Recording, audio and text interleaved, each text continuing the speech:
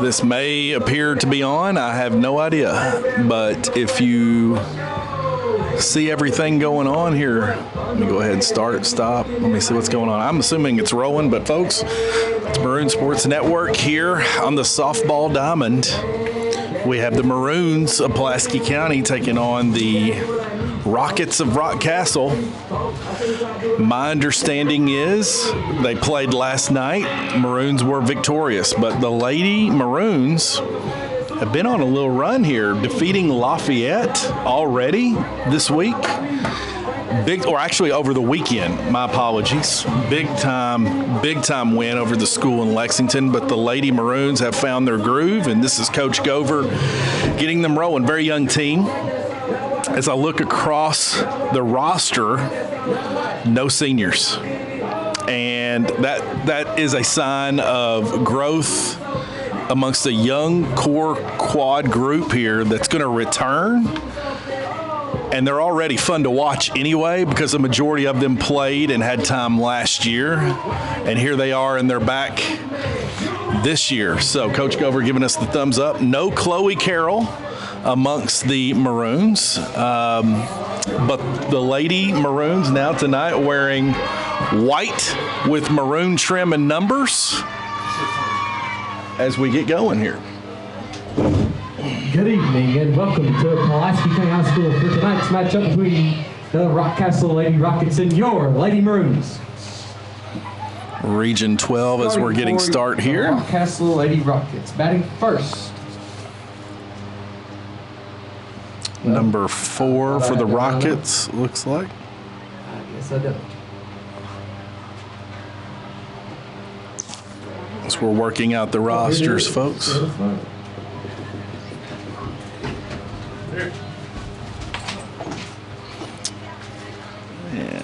Batting first, Coffee. Batting second, Hensley. Batting third, Bustle. Batting fourth, Hester. Batting fifth, Fletcher. Batting sixth, Dunaway. Batting seventh, McKinney. Batting eighth, Moffett.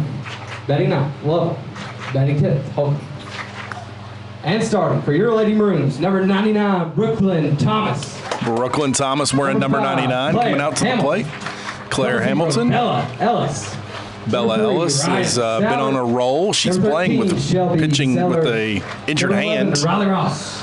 Number 24, Maggie Gregory. Number 17, Novi Baker. And number 20, Avery Davis. Avery Davis now rounding out. We'll have the playing and singing of the national anthem here as we pause just for a moment.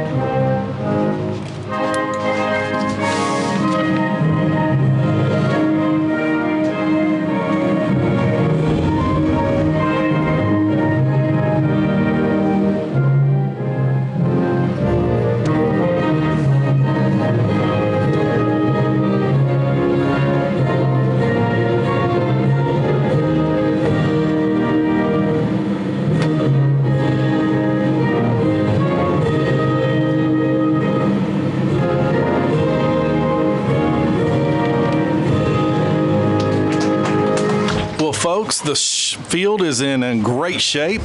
The sun is shining. It's a Tuesday, April 16th, and softball is underway. It looks like Bella Ellis, 00, is going to take the mound to pitch for the Lady Maroons, and she, folks, we've watched her and we gawked at her a year ago at this time, and she's just gotten better. And then to add to that, she's playing injured practically, so she's definitely tough to deal with as she's going to be pitching right-handed here. And just a competitor. Catching for her is number 17. I'm going to get the roster down here. Novalee Baker.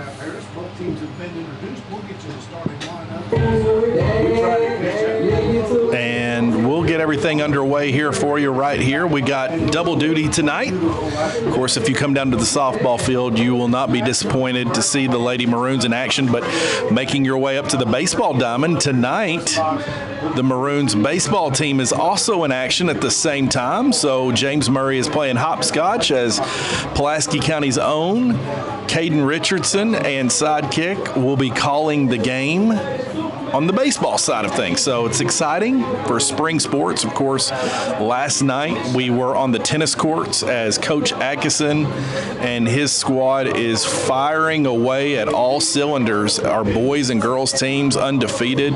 We've got Ben Hampton. We've got, for the men's tennis team, playing out of his mind. We have Savannah Heist, who's undefeated. So it's an exciting time in spring sports. Of course, we brought you men's volleyball, so it's a busy time, but an exciting time. Things have never stopped here at Pulaski County High School as far as athletics go. Here's Bella Ellis with the first pitch. We're going to call a ball right outside. Rockcastle's number 4, Michaela Coffey, 5'4" senior, plays second base, starting it out for the Rockets. Bella's next pitch, a little high, out of Nova Lee Baker's glove. She couldn't handle it. It looks like the count will be 1-1. Ryan Sauer is at third base. Brooklyn Thomas is at shortstop. Bella Ellis with the pitch inside. Nice rip there by Coffey to the left-hand side of the field past the third base. Gets a single to get things started for Rockcastle. Good start for to the plate now, number 25, Lauren Hensley, who's an 8th grader for the Rockets, taking a play.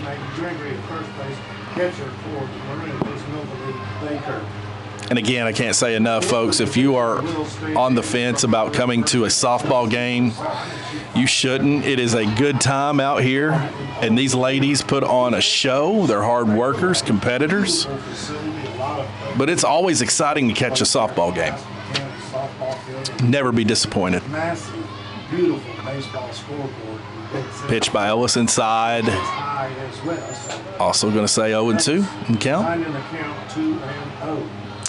8th grader number 25 here for the Rockets.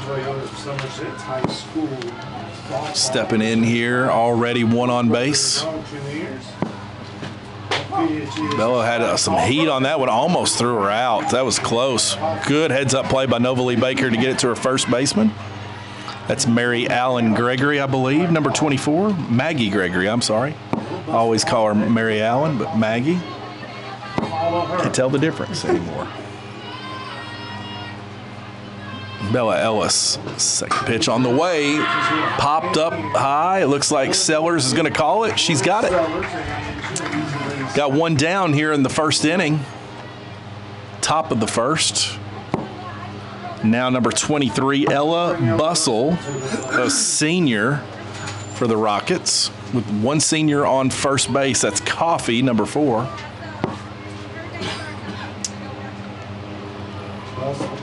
Ellis inside, and they're going to call strike.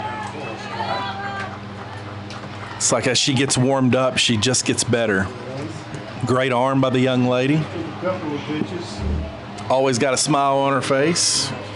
Very genuine. But not right now. Inside, tipped.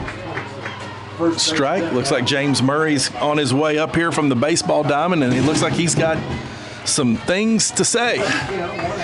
James, I told our audience. Broadcast is live and well up there, so the kids took care of it. So I'm proud of them. So now we're ready right here. So 2 quick outs, so I didn't miss much. Got one out, one on. One out, okay. I saw the first out was a pop out? Yeah, we almost had the senior on base Coffey, and this is Hensley right now. Got Bella pitching tonight, so it's nice to see her. So we need to get some nicknames out there, Brandon Foster. So Bella, I told her, good hit. Again, that third base has been busy here. Right by Ryan Sauer. That is the hot corner, huh? Yep. First one. If you had to pick a position to me to play, what was the hardest one in your opinion? Oh, it's got to be third base, shortstop, or outfield, left field. I'm going third base and catcher. That's what I'm going to do. Catcher would be tough. You're right. Good call. Okay. Because I can handle the outfield. Now, don't get me wrong. I played right field, so that's a little easier than, okay. Almost skipped that one. What do we do, walk a batter to get first and second? First one was ripped to the same spot to start the game. Okay. First batter, that was Coffee. So single, pop out, single? Yep. All right. I know the girls will be happy for us to be here. Man, I tell you what, that softball will be so hard to hit because sitting right here, we can see it rises straight up. So it starts at one elevation and it goes up another 6 or 8 or 10 inches time it gets to the batter. I'm going to mimic what I said in volleyball. These girls make this look easy, but there's no doubt. If I was down there. Popcorn, we'll get it. And Shelby Sellers, I guess it just goes in Edwin Sellers' genes to put it all out there to be able to catch that in short. We know better. It's not Edwin. It's all Natalie. Okay. I'm going Edwin. So make Daddy proud here. All right. So 2 base runners on, and Parker, what did we win last night? 11-1 or what was it? 11-1. Okay. So already got 2 base runners on. We definitely can't give up 2 runs in the first right here. So. You know, one thing I like, Brandon, is actually, and I don't know how the fans think about it, but I love doing back-to-back games home and away when we're doing district for baseball and softball. Yeah, it's a lot of fun. You and I, when we were up here a year ago doing softball, it's contagious. It's just because these young ladies, they're so fun, high energy, high octane. Number 5, Kylie Fletcher right now, finding herself at 2 balls, no strikes, ahead in the count. What is our new concourse out there? I've not really noticed that lately, so just a new batting cage down there. Good That's huge. Okay. Facilities are getting improved over here. A new scoreboard there as well. I'd like to see one of our players just bomb and hit that double wide out there in the outfield. That's what I'd like to see. Just trace one down. It goes right off the roof and rolls.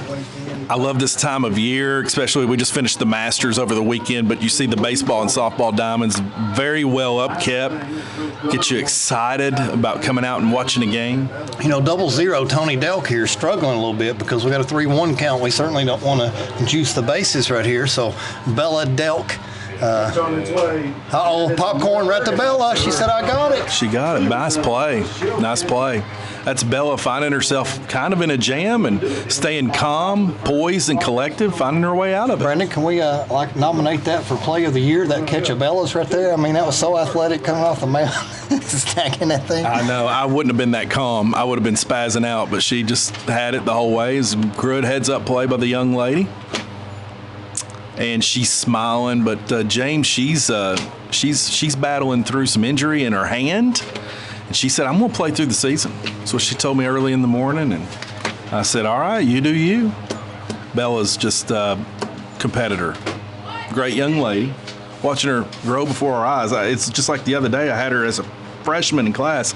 Look down on the page. She's a junior. It's amazing.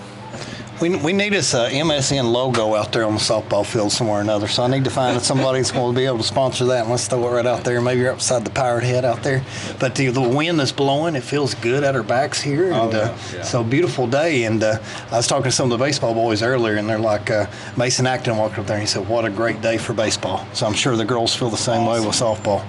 Brooklyn Thomas going to start us out. The young lady is a sophomore sensation, just finishing up with basketball, finding her way out in softball, and reminiscing on some of the plays that she had, James, today, you and I, in basketball, and here she is just picking up right where she left off last year in softball. I mean, she's a competitor, she's growing, and looks like it's a good mesh of young ladies right here. They all get along, they all like each other, they have each other's backs. That's always a good sign for young people to get out every day and grind on the diamond. It's that camaraderie goes a long way. Yeah, 99, so I'm liking all the double digits. You know, we have Bella at 00. We got Brooklyn Big Time Thomas here at 99. So we got any other double digits out here, Brandon? Number 11, Riley Ross. Yeah. So number 33, Kaylee Zimmerman. So we got 4 with double digits right here. So, you know. See. So Julie Bullock, why come you didn't go 77? We could just double that 7 up. Yeah, double it up. Number 7. Yeah. That's double as lucky as it was up there here. little music going on. A little wild thing, getting things started. Makes me think of Major League. Perfect time of the movie, really. Yeah, we got it made out here, man. So big times batting right here from the left side of the plate. So let's ask Parker. Parker, is she always left-handed or does she rotate? Always left-handed. Okay. That's a tough match, man, and she's stout inside the plate. You got any home run stats for us on the year, or any idea? She and Brooklyn and Ryan have so many. Look at Natalie come over here for us. She is on top of things. We got some numbers coming our way here. We'll make sure we get that back to the owner here. We'll see what we got. Good batting averages across. Ooh, okay, a little ahead of that one. Bella has 5 homers. Looks like Ryan Souter has 2 homers going down the list. And am I overlooking our girl, Brooklyn Thomas? Look at that batting average of Shelby Sellers, man. It's pretty solid. Okay, Brooklyn's on for a pitcher. Wow. She's had 3. Okay, so Brooklyn for 3. Wow. So 5, 3, and 2 for Bella, Brooklyn, and Ryan Souter. That one's way outside. Okay, so wasn't even coming close to her on that 0-2 count. Stayed away from her right here. A batting average of all the way around that's pretty solid for this team, averaging 37 here, .37. Yeah, batting 370, 365 batting average for the team. A little high. That way to stay off that one right there. So, yeah, now we're 2-2 right here for number 99. Brooklyn's batting average is a 537. And I was just told, oh my goodness gracious. Wow. That is insane. Struggling a little bit. That's insane. Wow. Let's go, BT. Let's go big time. Whoa, outside. Good eye. Now we got full count. So I love how patient she is, because you got in that 0-2 hole and you're having to take 3 in a row right here. Not a lot of players have that amount of patience, but I can only imagine how many pitches she's seen during her career so far. Wow. James, it's just exciting to be out here, and we're coming off of got it, right shot. Yeah. Bullet right through second. I thought the shortstop had a chance at it, but that was screaming, dude. If that would have hit you, you would have had a strawberry that's going to be as big as Texas right there. So Brooklyn brought the heat. So good BT, baby. She stepped into that one, man. My goodness. All right. So I like it, right? We got stats for everything. Brooklyn Thomas, winning pitcher last night, 9 strikeouts, 3 walks, 1 earned run. Bella Ellis was 3 for 3 at the plate with a walk and a homer and 3 RBIs. Miss Sellers Shelby was 2 for 3 with an RBI. Davis 1 for 3 with 2 RBIs. Thomas 1 for 2 with 1 RBI. So that's right on top of everything. Nice game. Number 5 here, Claire Hamilton out here to the plate. What grade is Claire in? Claire is sophomore, second base. I don't know her if she walked down the hallway or not. So we might need to say hello sometime. There's a few of these I got to get acquainted with, but I know Kinsley and Shelby really well from class. Bobble. Okay, they got it in through there. Make a play. If that was clean, that would have been a field house. I don't know how they're going to officially rule that one, but that one little bobble with her speed got her on base. Looks like we might find a little run right here. Bella Ellis is stepping up here to the plate. Now, I've got to say, Natalie, this roster is not correct because it has Bella Ellis listed as 0, and I clearly see 0-0 down on the field. So I guess that's the same player. Okay. Ooh, okay. Bella got a little ahead of that one right there, but I would be scared to death right now bringing that pitch out here, Brandon Forster. Looking there. Rockcastle now finding themselves in a jam a little bit here. Going to try to work their way out of it. Looks like on the mound, number 25. That is Lauren Hensley, an 8th grader, pitching. Wow, an 8th grader. Okay, she's up to 0-2 count. I promise you, the next 3 pitches, I would not give Bella anything close. I would make her go surfing right here if she wanted to come for an at-bat with 2 base runners on and away game. And an 8th grader, I can only imagine the pressure. She's known to crush one, James, so definitely dangerous behind the plate here, Bella is. Oh, got it. Looped it in there. Beautiful contact. She got an RBI, and it's going to be close. Okay. If she hadn't cut it off, Brandon, that was going to be bang-bang right there, in my opinion. But now runners are 1st and 3rd, and it's like Bella almost just decided to just check swing and put contact on it, and it was too close to take, and it found a C&I single into right field. Very nice play, too. And you saw that she positioned that well. Claire Hamilton took the signal. She advances to 3rd, all the way from 1st. here's my big question.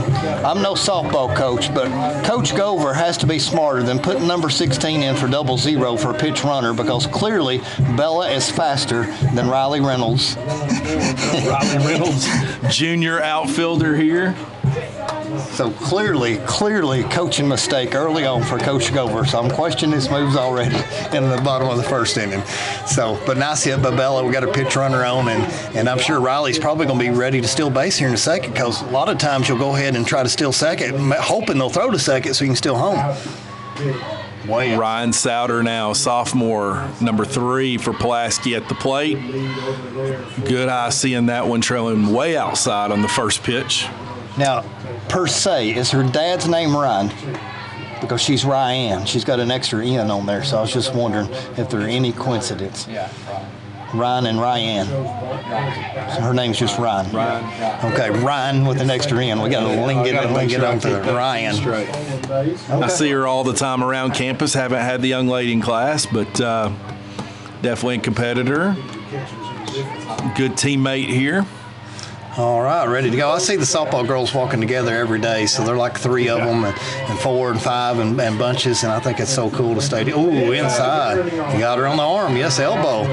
So early in the morning, I call them the softball chicas. I said, here comes the softball chicas, and they come in with a smile on their face every morning. My gosh, how nervous is Natalie and Parker up here right now? We got the bases juiced and got the baby girl coming up here and ready to go. Parker said, no sweat off my back. You know, I got faith in her, but Natalie, I'd be a little nervous here, and hoping my baby could get 2 RBIs at least coming up to the plate. It's not every day you come up with the bases juiced. So, I mean, that's a good feeling to come up there knowing that you can bring them home. Shelby, sophomore, but you know what? I always tell kids this time of the year, since we're so close to May, you're no longer a sophomore. She's a junior, because the school year is practically over, but she's wearing lucky number 13. Quick question for you. What's this song remind you of? I think of Remember the Titans. Me too. Yeah. Me too, immediately. One of the best sports movies out there. So if you've not watched it, you're right. It's great. Denzel, baby. He's great in anything he plays. Yeah. I love The Equalizer. I love all 3 of them. Yeah. I watched the 3rd one the other day. Yeah, it was good. What'd you think about it? I was shocked, really. I was really taken aback in the first 10 minutes, to be honest, but very good. Did you ever watch Man on Fire? Long time ago. I've only seen it one time. Kidnap the girl and take her to Mexico, and he's got to find her. I love that they got reacquainted in the movie together, and I love the connection of her mom. Oh, nice wood right there. Going to get bobbled right here by the shortstop. So 2 runs. Get one more. And running to third, that's I don't know about that base run in there. Ryan takes one, trying to get in there, and is out.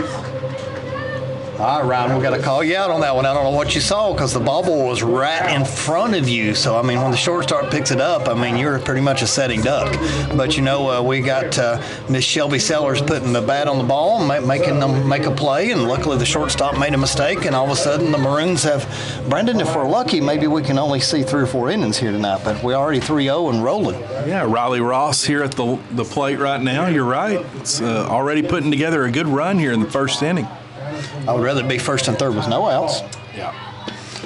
Gover had some words with Ryan about that, but, honestly. It could have been what's for supper, what are you doing tonight, what do you think about Remember the Titans? It could have been the same thing we were talking about. All right, so here we go. So we got a ball and no strikes, and it's good to be out here. I'm with you. We really last year needed to get out here more for our softball girls, so just to have a chance to do it. We can't wait till we get the infrastructure where we can go live, and this will also be uploaded tomorrow. Hopefully the girls. Well, they deserve it. They do. They deserve the crowd, the fan support. These young ladies, they play really year round. And they need the support, and everybody should come out and watch a softball game for sure. This is a great group. You have a lot of fun when you come too. I think all of our faculty need to go out and watch it. At least one game of every sport if they can. Absolutely. That's the Jose Barone, Nancy New mentality. It's his birthday last week. I saw that. Yeah. I saw that. Jose just Barone. He's still sticking with our Cowboys, too. He's not coming off of I love it. As we should. He did say his son, Cass, moved to Houston now. So I said, maybe we need to switch to the Texans. Dalton roots for him. Maybe it's time. But they're building a program. We're just falsely just bringing players in and out and acting like it's going to be different. start, sort of like Kentucky basketball. That's what Cowboys football reminds me of. Houston, man. Ever since the Rockets took out the Orlando Magic in the 90s, I just can't root for anything Houston. High and outside, so now we got 3-2 full count right here for Riley. So Riley Ross, first base, second base, outfielder, and utility. So basically plays every position. 8th grader, too, 5'7". Wow, I can't imagine. She's got 5 years of varsity ball. That's awesome. Oh, turned up. Rip, too. Yeah, that was early. So I'm sorry, Shelby, you got to go back. It's hard to believe, man. We got a lot of youth that's playing, and that's exciting. Very, very much so. And, and speaking of, I was talking to Brad Woodcock today, you and I, but, our freshmen girls or JV girls or freshman boys or JV boys in basketball are all champions and winners. So, man, that's awesome. Right. Got the new basketball court down and finished right now, too. It's exciting. It is. It's going to be 94 feet with Forster next. Oh, good turn and hits the bag. The plate. Wow. That is a fortunate hit, and there's nothing the third baseman could have done there, unless maybe she should have charged and took another step up. But that has to be frustrating for the pitcher to know that probably should have been out and hit the bag. I don't think I've ever seen that. That's interesting. That is. So lucky bounce for us. Yeah, it is. But, a lot of times, you make plays happen, and sometimes the better you are, the luckier you get, too. So shows you why you want to play up when you're in the infield like that. Make sure those things don't happen. So we got Melanie Gregory Jr. here. Maggie, number 24, coming over here. And, of course, she had to come over for the talent show from Northern Middle School for some of the 8th graders. You remember? Also an 8th grader. Yes. So let's go, Maggie. Now, I assumed Mary Allen played. I thought she played softball, but I stand corrected. Ooh, good rip in through there. So we got 0-2 right here for Maggie. All right, Maroons up 3-0. I'm going to text Nate Uthink and see if I can't get some baseball updates we can throw up there occasionally. Folks, we hope that you can tune in to watch this later on as many times as you can. It's Maroon Sports Network. It's the Lady Maroons softball fast pitch. Exciting evening. It's Miss Gregory's daughter, number 24, the Mamba, Maggie Gregory, 8th grader, at the plate right now, left-handed. 2-on. Scores 3-0 Maroons. Bottom of the first. Oh, nice. Gregory rips it to wow, right off the fence. That's a pretty one, Brandon. Got right off the fence, and we got one in, and we'll have a stand-up for third. So that was a nice long single, man, but that was what they say, good wood on the bat, and that pop coming off there, so that was exciting. Yeah, it sounded really good. Got all of the good part of the bat there.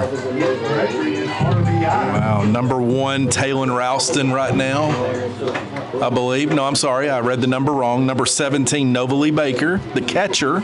Oh my gosh, I love the name Novalee. So I've never heard that name ever in my lifetime. So Novalee in middle school as well, or? She is a freshman. Freshman, okay. Stepping in for to relieve everyone that was available that fair for the Maroons on catching duties. Runs home here. What a smart play, and they never did even look at him.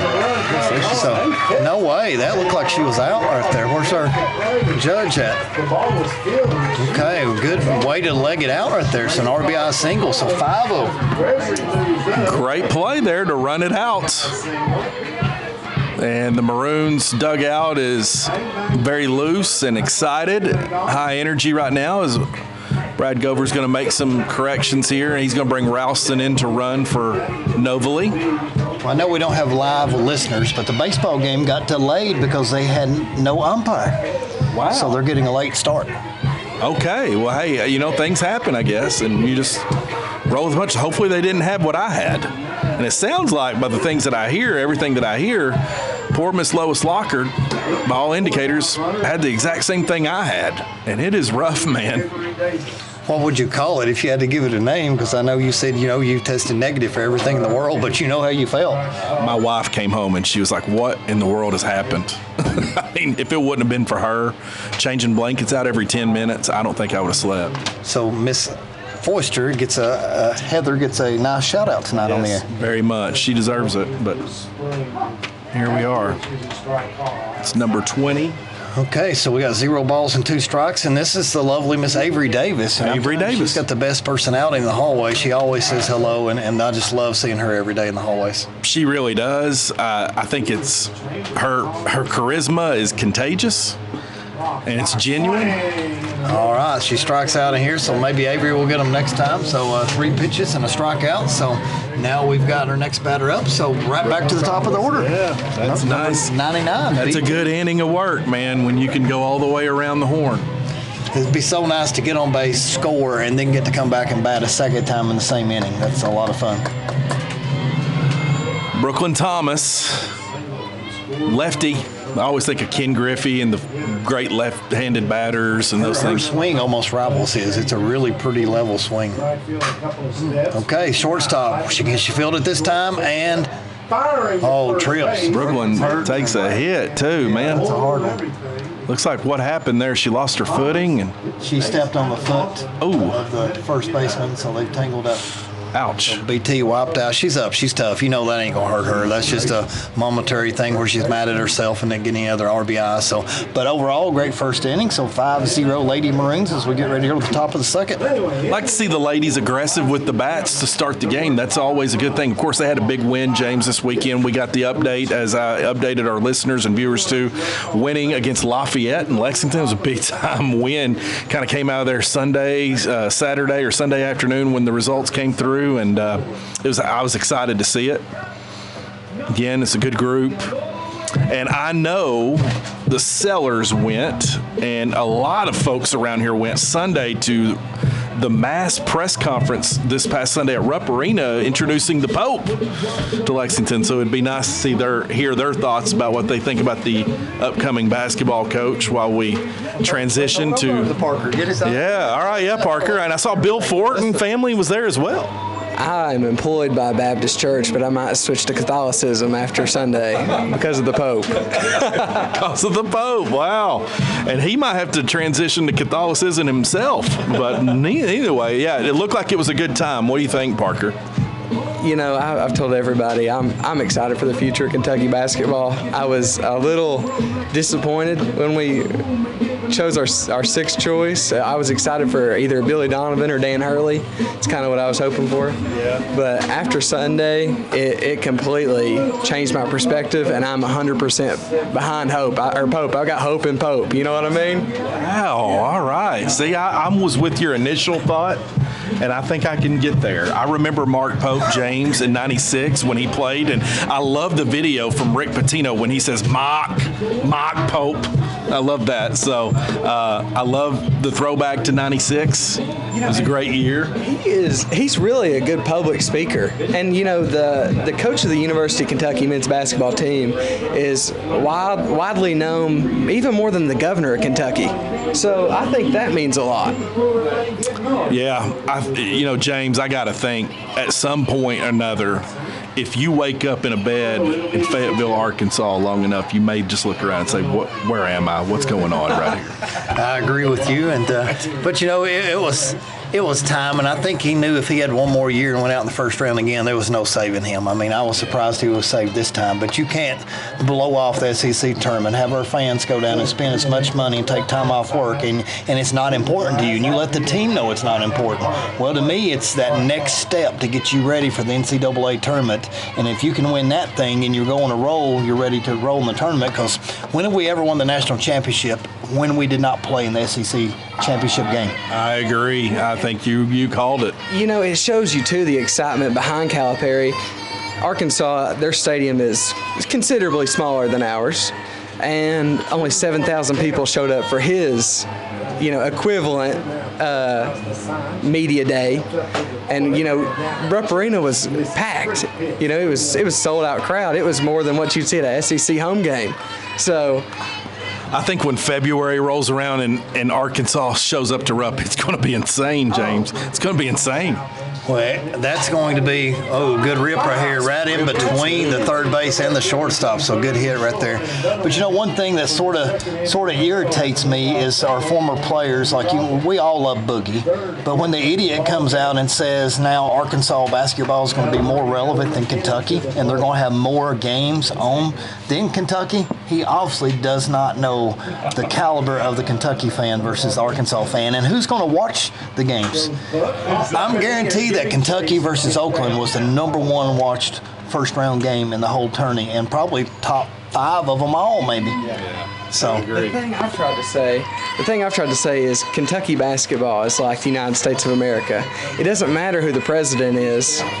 We all want America to succeed, right? You know, that's Kentucky basketball. It's more than just who's the head coach. It is. It's the whole state, except for Louisville, is rallied behind one team, you know? And I admit, I kind of got lost in that too. You know, what Parker just said, you know, it's bigger than a person.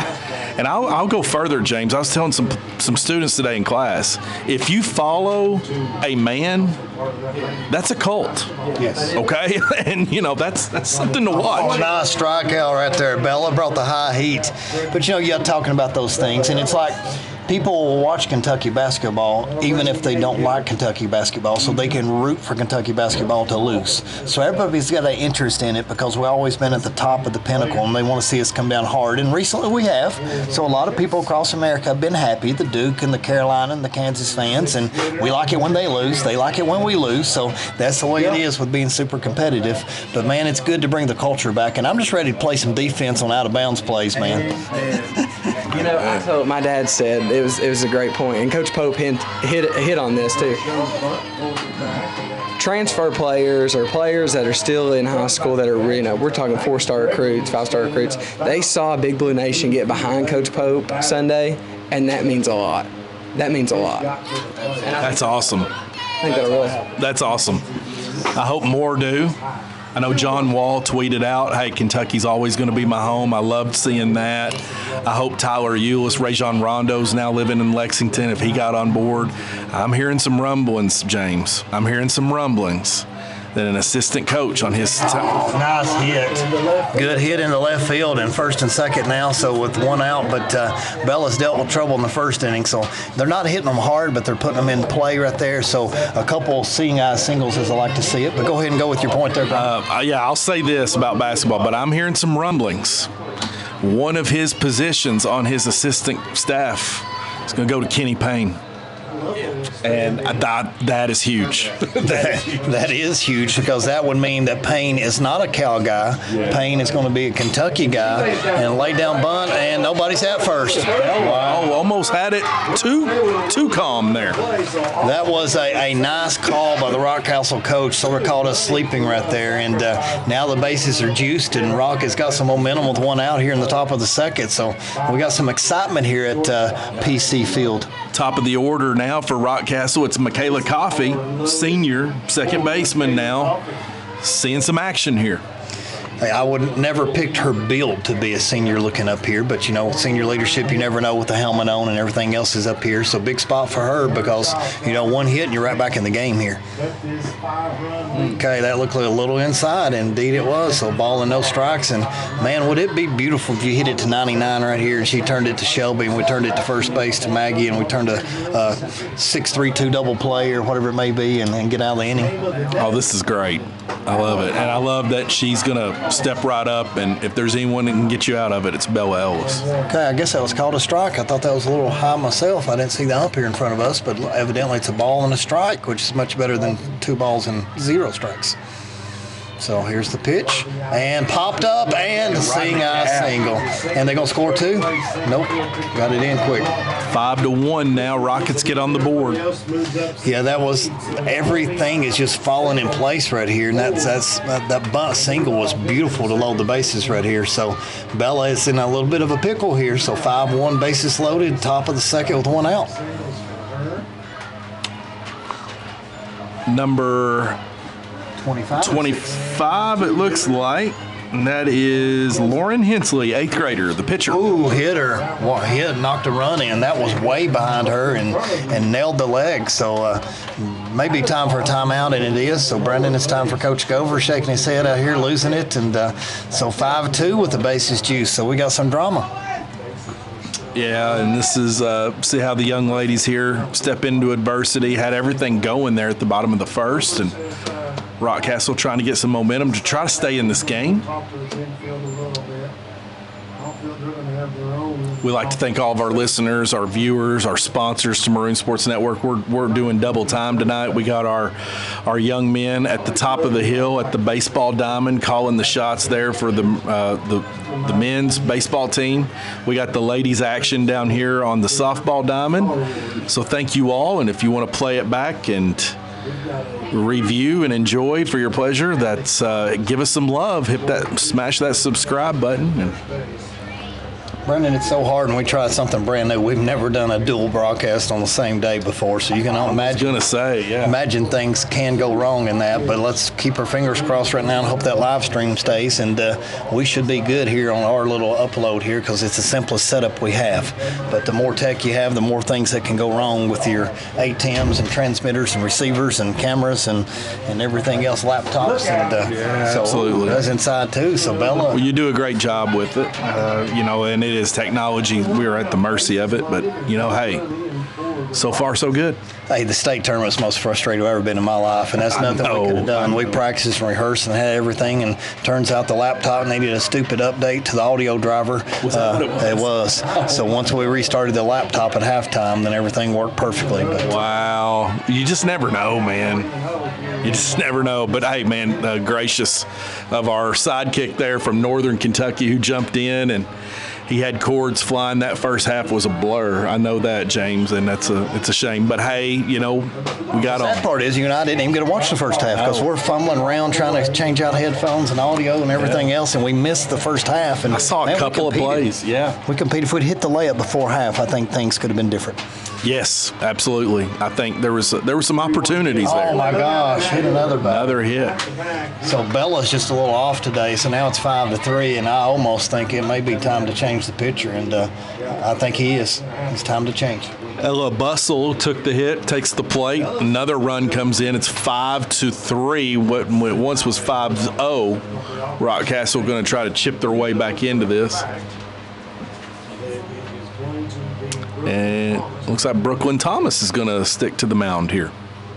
All right, so we got a little pitcher change. So big time pitch last night, and they don't have one of those rules where they got pitch counts for softball, but I think they do for baseball. So, but totally different throwing underarm versus throwing overarms. But Brooklyn should be ready to go here. Had a good night last night. Can't say enough about her and the squad right here. It's Ryan Souter, Shelby Sellers. But one thing about it, we're going to need even more offense now because, 5 runs is not safe at any point in time here. And we were hoping maybe for a short night, but maybe we get a full 7 innings. Either way, we win. So we're here to support the girls, whatever it may be. So Brooklyn's getting our warm-out pitches here. And, just you and I the whole time here talking about it. But we can talk about anything in the world we want to talk to, so that's a good thing. But watching big-time warm-up is fun. I've never seen her pitch, so this will be fun. Of course, Kinsley Crabtree out to meet as well, and can't say enough about the camaraderie of this group. Okay, and your prediction, what are our 3 outfielders out there discussing right now? Probably what's going to be for dinner. I don't. That's a really good point. I mean, I'm sure it's their strategy amongst that. Of course, how they're going to position themselves in or out. That's Avery Davis I see out there. Looks like Miss Gregory and Riley Reynolds. So all about positioning themselves. Seems like the third base line's getting a lot of action so far in this game. Yes, it is, and that little short spot between shortstop and third is getting a lot of heat. So let's see if Brooklyn is ready here. She had that hard fall run into first base there early in the game in the first inning, into the first inning. So here we go. Oh, that's got some heat. So it's a little high. What do you think about the turquoise glove? Interesting. I just now noticed that when you said it. That is different. I like it. But maybe she needs matching shoes to match the glove. High again. So 2. No, got a strike. Okay. 1-1. Good. It's Michaela Hester for Rockcastle. It's a junior at the plate.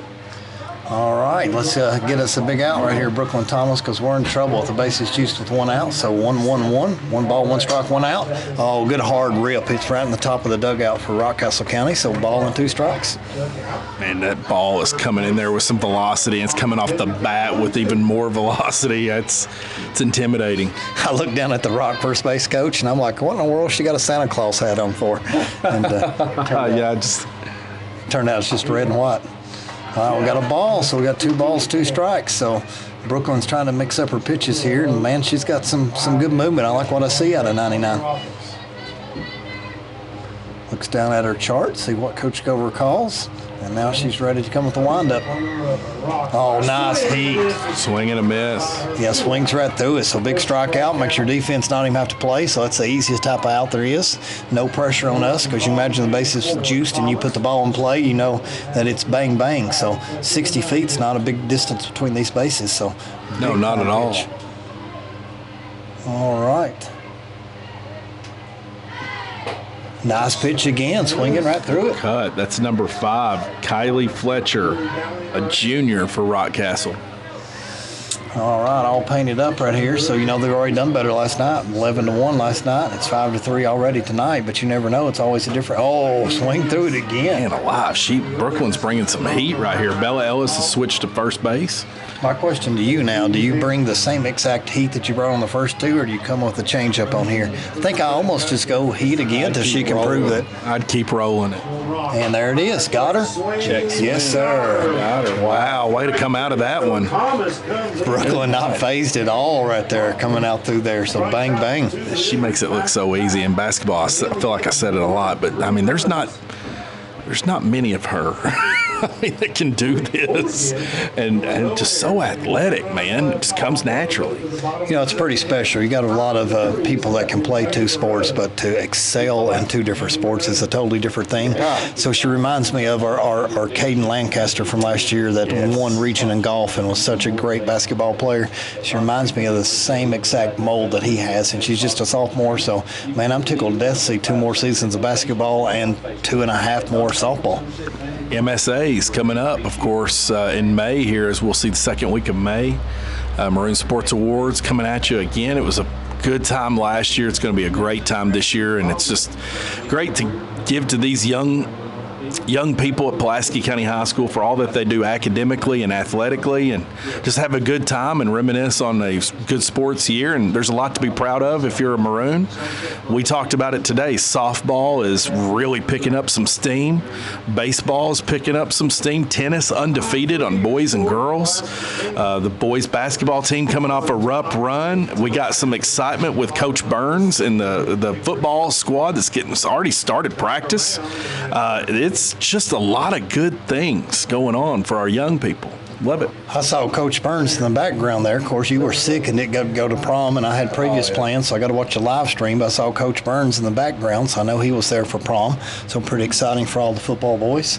You know, speaking about tennis, last night I had the lovely Morgan Keith beside me in the broadcast booth. Yes. And so she said you'd be a little jealous for things. I was very, very jealous. Tennis fed us really well. Had a big old burrito and, man, loaded it down and some spice cake and so a drink. So Atkinson treated us very well. I heard. I hated to miss it. The boys' match was right down to the wire.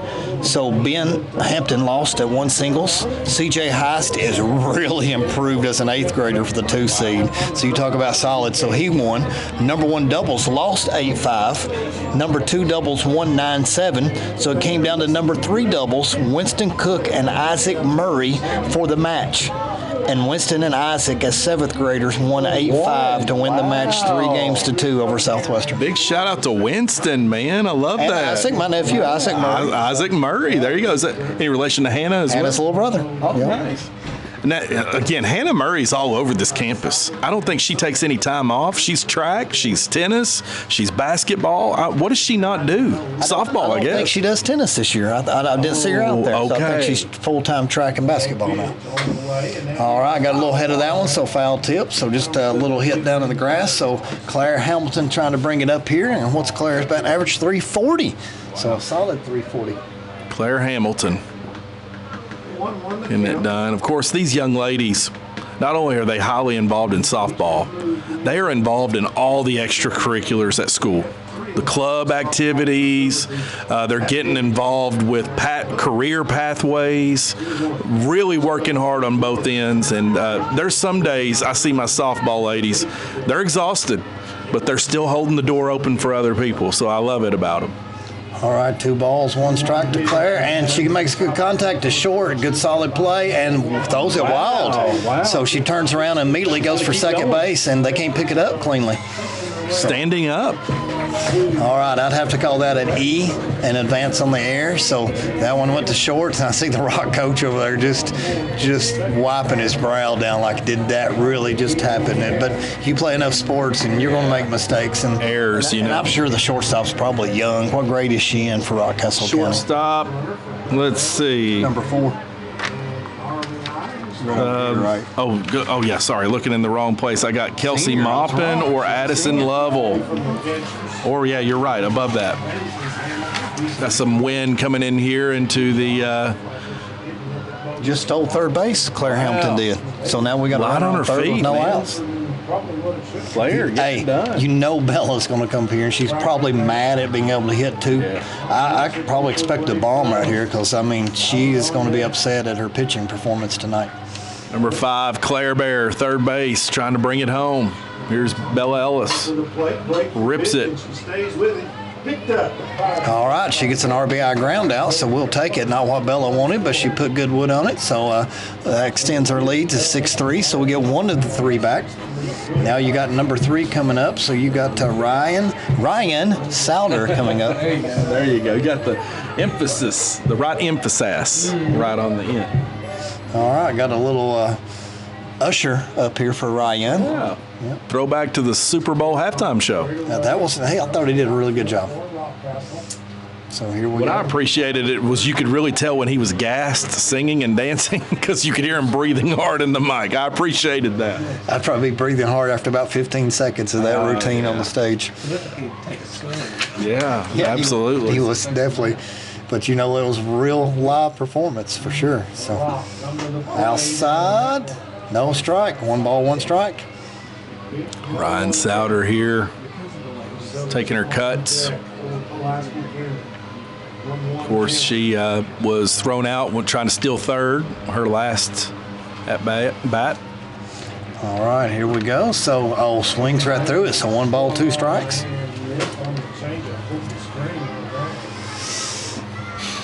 Ryan just trying to shake it off and get back in her zone here. That'd be a pretty good one to play during softball if you could play for the opposing team when they have strikes. Just shake it off, baby. Put a little Taylor Swift in there. Struck her out. Man, swing and a miss. I hate that for the young lady. Hopefully she can get that one back. No lucky number 13, Shelby Sellers, to the plate. Yes, sir. SS coming to the plate. So ready to go right here. The bases are completely clear. So 6-3. So let's see if Shelby can get us a little 2-out rally started.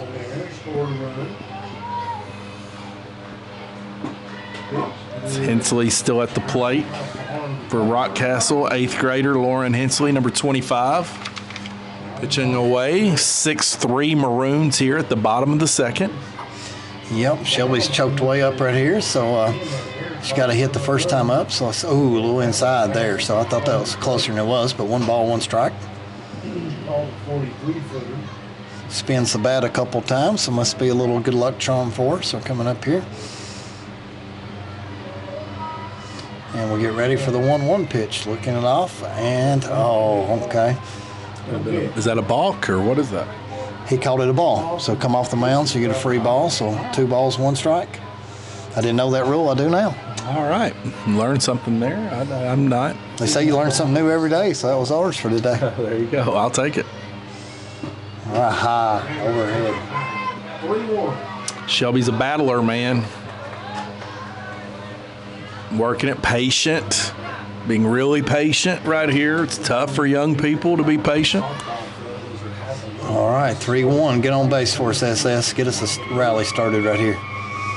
Here's the pitch, and outside. Look at that. Great eye. Rewards her. She gets the base. I almost think she threw the bat before the umpire said ball. I almost think she knew it was a ball before he did and went ahead and threw it away and ran to first. This is number 11, Riley Ross, 8th grader. You know, I sort of think that Shelby has messed everything up. I think if you got double initials like RR, you have a double number like 11. There you go. So Shelby Sellers SS should have been 33 or 44 or 22 or something in that stretch. But, 13 probably goes way back. But Checking her at first base here. She's playing her strides here as Riley's now 1 ball. No strikes. look at all these double names. Riley Ross, Shelby Sellers, Riley Reynolds. So we got all kinds of double letters. I love it. All right. Is Shelby prone to steal bases or not, Parker? No. Okay. Keeps you honest. She's slow and stationary, according to older brother. So he's told us she will not be taken off for second. So it's nice to know. Oh, my. You know what they say about guarantees. Well, matter of fact, she's not getting any lead off the base, so I'm going with Parker. If you're going to steal, you're going to be past that first baseman and challenging them to throw you back on the base. So here we go. 2 balls, 1 strike. Let's get this done, Riley Ross. So you say Riley was her middle schooler or is she a freshman? 8th grader. Okay. I'm going to assume Northern middle. Better be, or she might not be playing for us. So a little high, 3 balls and 1 strike. Good job right here, Riley. See if you can get us another base runner on. Okay, thoughts on the double pigtails from the back of the hair? You know, I like it in softball. I saw it in basketball coming towards the end of the season, making its way. I like it. High and outside. Good eyes, Riley. So first and second, we started that rally. Shelby Sellers started it for us. 2-1. Brad Gover is coming up with us. I see. This is Kinsley Crabtree, or no, this is Gregory, number 24. Yeah, Maggie Gregory's already in the lineup, so I don't know what he's talking about here, because if he makes a switch, obviously it would be for somebody it can't be somebody in the field yet because we're batting. So I don't know what his discussion is. Maybe we'll never know. We can hypothesize maybe. So Maggie Gregory's got a chance. The big lefty coming up here, number 24, 2 runners on base. I got to say this. I really dig the Lady Maroon softball white jerseys. They got the script P on the shoulders, on the sleeves, and the maroon lettering. I love it. All right, the Maroons 1-0 on Somerset in baseball for an update. All right, I love that. Love that. Right above us here, a lot going on. Of course, Maroon Sports Network bringing you that action as well. Our boy, Steve Acton, Steve Acton with the RBI double. So we've got runners on second and third with only 1 out. I love it. Bring it. Let's take them down. And, of course, preseason jumpers were preseason number 1. Number 1, the 12th region, I think as high as maybe number 3 or 4 in the state at one point in time. But That's your Maroons awesome. are like ranked number 13 in the state right now. Are they really? Well, all right, man. Let's keep it rolling, man. Okay, a little high there. So 2 balls, 0 strikes. Maggie with a good eye. So Maggie, see if you can't get the bases juice for us right here, number 24. So Melanie is watching. Make her proud. There you go.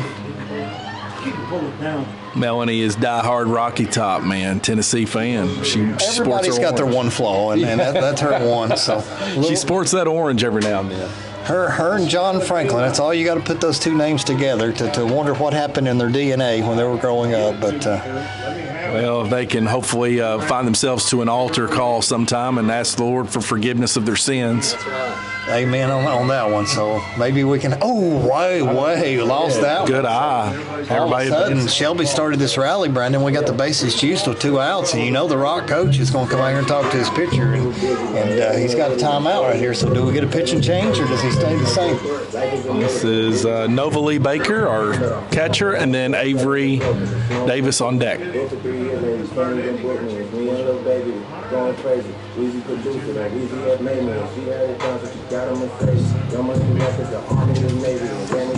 All right, we get some music up here. A lot of times I get to listen to this music, and it's the first time I ever hear it. Or maybe if I do hear it, it's a few seconds, and I change the station. I don't realize what it is, so I cannot tell you the artist or the song. I couldn't either, but the kids like it, and I still can't get over. We were calling a Maroon Sports Network baseball game maybe a year ago when you told me with a straight face. I was in the car with my kids, and they made me listen to Nail Tech. Nail Tech. Worst song I've ever heard in my life. Well, I must say, during the summer months outside of the school, you inspired me to try to bring up nail tech, and I agree with you. I agree with you. I don't care if Jack Harlow is from Kentucky. That is trash that he put out there. And that's a big strike. So that's 2 strikes right there. So there's 2 people we can pray for that we mentioned, or 3 people we mentioned tonight we can pray. All right, Novalee Baker's here, and I love that name, Novalee. So let's get ready to go. My country accent, it probably sounds even worse. Novalee's a novelty, right in the gap. Man alive. Should clear the bases right here. So get to third as she coming in, overthrows, and right to third baseman. And takes second. Heads up. Novalee, I see you, girl. Yes, sir. Wow, that was a nice cut. Finding it. Bases loaded for Braden Hampton right now up top. Oh, bring it. Bring it, Braden Hampton. All right, so I'm keeping him updated on what's up here. Avery Davis, of course, struck out her last at bat, but let's see her get one back here.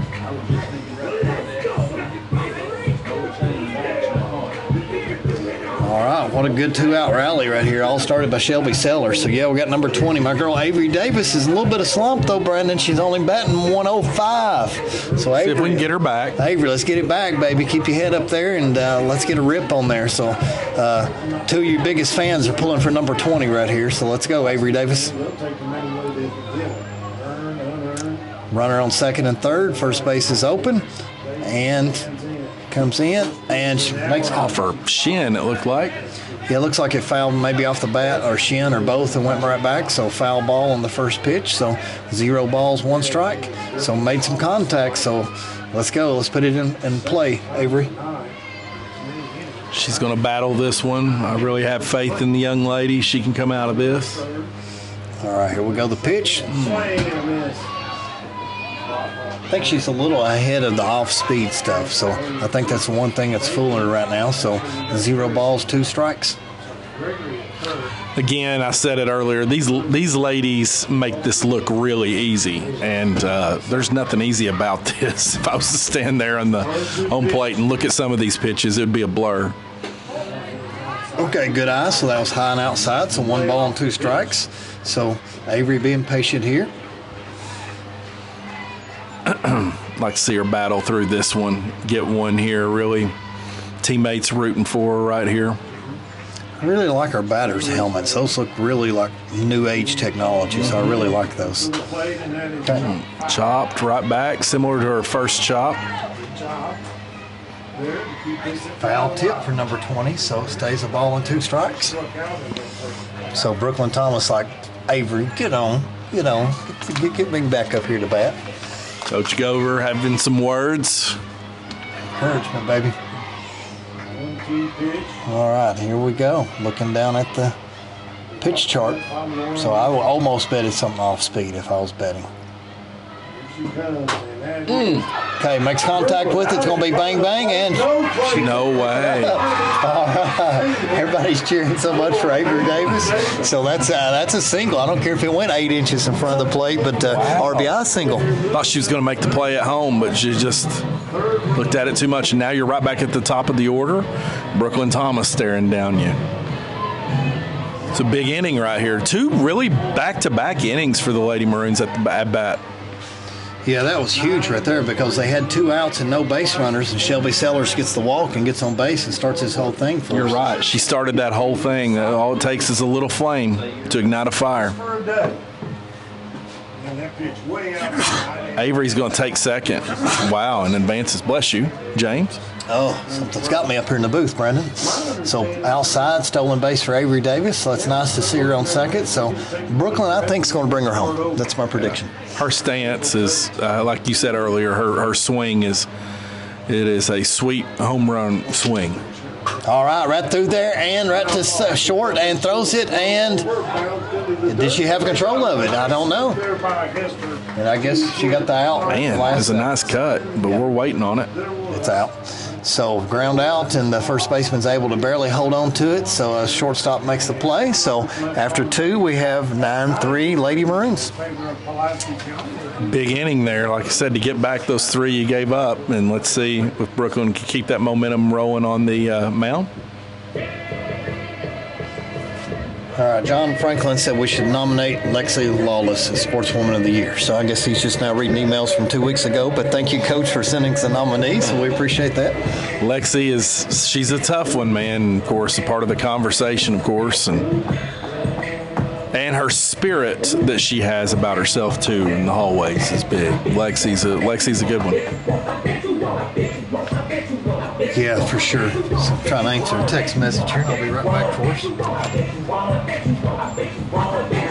As we transition to the top of the third here, it's Rockcastle finding themselves down 6.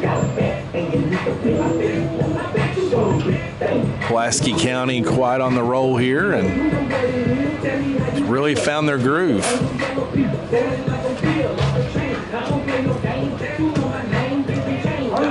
Bella Ellis first, Shelby Sellers shortstop second. Avery Davis is going to play right field. Riley Ross center field.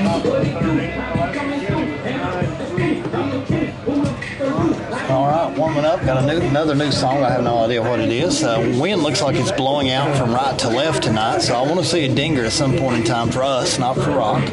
But, we gave up 3 and answered it right back with 4, so that was big right there to kill all their momentum. So 9-3, and I don't know if they're going to score off Brooklyn Thomas the way she looked in there with those 2 strikeouts. Yeah, I think she's playing possessed, man, right now, and I like her. I like her grit and moxie, and can't wait to see her junior year on the basketball court as well. What a nice throw right there from number 17, Nobly Baker out there. Nice. Yeah, that's an arm out there already. So Nobly only a freshman, and we got a solid catcher right there going on. But let's go back to a little bit of UK basketball right here. So we got our first player today. Yeah. And I think a lot more come in before this May 1 early signing period from the transfer portal. But we talked a little bit earlier. I'm just going to be happy whoever's out there. And I want somebody that's going to compete. I want somebody that's going to fight through screens. I want somebody that's going to block out. I want somebody that's going to do the basics. And, it may take a year or two to rebuild, but I just want them to fight. I want them to go to the semifinals of the SEC tournament. I want them to go to the second weekend of the NCAA tournament. I want them to do things that should have been done all along. Yes. So with her brand. Jamal Mashburn's son out of New Mexico is in the transfer portal. Wouldn't that be awesome? I'd love to see him back. One of my greatest moments, and I think we've already talked about this, but when Kentucky made the Final Four, and we played Wisconsin with the undefeated team, and I go up there, and Jamal Mashburn is signing autographs, my childhood hero, the best college player there was that season without a shadow of a doubt. If Dale Brown doesn't separate his shoulder, Mashburn doesn't foul out, we wax North Carolina. Yeah. So Michigan got really lucky there, and I think Michigan knows it with the Fab Five. And then I was first in line to get Dickie V's autograph. Me and Dalton Murray were first in line for Dickie V to meet and greet. So, and then Shaq walks right past us, and he's got security guards, and he's a foot taller than every security guard that he has. So to see Shaq walk right by you, to get Mashburn's autograph, to get Dickie V's, Indianapolis was the perfect place for that in the convention center, and I'm going to say what a nice setup that was. If it ever goes back to Indy, I'm probably there for the setup. I love Jamal Mashburn, man, as a child, and that going against the Fab Five with him and Travis Ford and that team, that was a beloved 93 team. Following up the 92 Unforgettables. A lot of people don't understand how good that team really was. And to go up there and have them beat. Strikeout with the high heat for BT, so she's mowing them down. Man, big time play right there. And she's picking up where she left off. Now to the plate, number 15 for Rockcastle. Ella McKinney, sophomore for the Rockets. I feel like I called her name on the basketball court. I feel like Ella McKinney. But look at this. Brooklyn Thomas striking out already 3 batters. Oh, well, we should wait behind that one. That was practically the mitt when she swung in there. So Brooklyn is definitely bringing some heat right here for them. And I can only imagine, Brandon, if you and I were in the batter's box, and if we could even foul tip one of these pitches. No chance. No chance.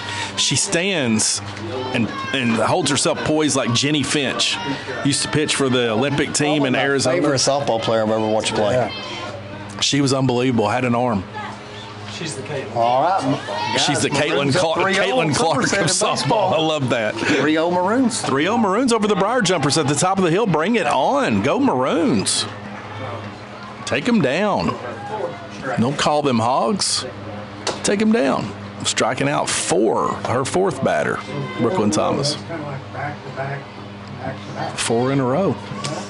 All right, 99 right here, man. She's laughing, she's smiling. You see that through the mask out there, having a good time and looking down at her chart right here. But man, it's fun to see her bring it right here, high and outside. So that's a ball. Man, kudos to our catcher down there. I mean, Nova Lee Baker, who's champion. I would have dropped every single one of them, man. And she may just go home and her hand may just hurt all night long. Go ice it. So here we go, 1-0 count. Brooklyn looking in, and that looks like that was a little bit low and inside. So 2-0. Brooklyn Thomas, so much confidence in softball diamond.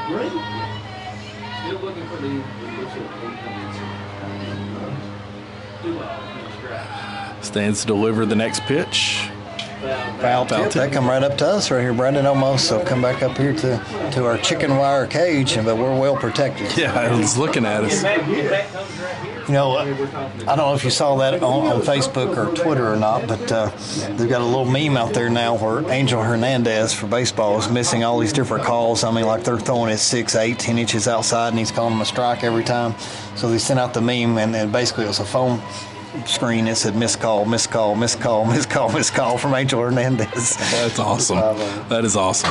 This one's got good height in it. Fly it off. Center fielder, number 5, Claire Hamilton. Yeah. And Claire Thomas finally doesn't get a strikeout, but kudos for Rock to finally flying out in the outfield. So now all of a sudden we're going to the bottom of the third, up 9-3, Brandon. So let's try to put some runs up here. I'm going to call her Claire Bear because Claire Bear came through and caught that one. She's having herself quite a game. Number 5. Now we're going to go to the bottom of the third and see if the bats are still going. Have we got a Shelby nickname that we just don't know that we can start using on the air? I'm sure Edwin's gave her one. When she was little, she had an imaginary friend, and she would call her name all the time. She'd be like, "Susan's drowning. Susan's reading a book." So I call her Susan. I love it. Oh no! Triple S. Now listen. Triple You S. gotta say your source on this one if she's going to be upset. She's having herself quite the game. If you say something like that. I call her Susan. Hey, listen. That was the source. Susan can be our best friend, okay? We'll bring Susan up in the booth one day for a telecast. Instead of Simon says, Susan says. Love it. Shelby, Susan says, Sellers. That's going to be a tongue twister. I love it. I'm always like, Suze, what you doing? Suze. Bless her heart. Bless her I heart. can't wait to see her in the hallway tomorrow because there's no way she's going to watch this telecast tonight. I don't think she goes home and puts it in. Bless her So heart. tomorrow in the hallway, I'd hate to do that. Susan. So, Susan, or can I call her? Will she get Susie? Oh yeah, she'll get Susie. Okay, Suze. Suze, what's going on? So maybe I'll just say it real quick. She will. She's up and down that hallway. Oh my I'll gosh. respond. Just know you've been talking to her breath. Oh man, bless her heart. You know, we got Shelby, Susan Sellers, and we got Parker the politician. So we're going to vote for him, whatever office he runs for, because he's just so well spoken. I've already voted for him twice. Okay, we're going to get the Wrote him in. We're going to get the extra ballots that Joe Biden got. And I'm going to send an extra 100,000 his way right here and be ready. And he's taking down. I want Alan Keck. Beware, Mayor of Somerset's coming up. If you've not moved on by governor by then, we've got a replacement here. Like I said, I've already voted for him twice. All right, I love it. So now we got number 5 coming up. So Claire Hamilton is coming up. Claire Bear. Claire Bear, or sophomore, coming up. All right, foul tip right back at us. So we got a strike early on. So Parker, you got any insight? Because it looks like most of our softball girls now are wearing New Balance. So it's taken over the softball world, because back in my days, Nike, you might go Under Armour, you might go Reebok, but now it looks like New Balance is it. I couldn't wear Nike. They hurt my feet so Okay. bad. New Balance has got some really good cushion on their cleats, especially their metal spikes. Okay, so our fans know New Balance has the best cushion out there. They're the best filling shoes for you to wear. So All right. that's good to know. I love it.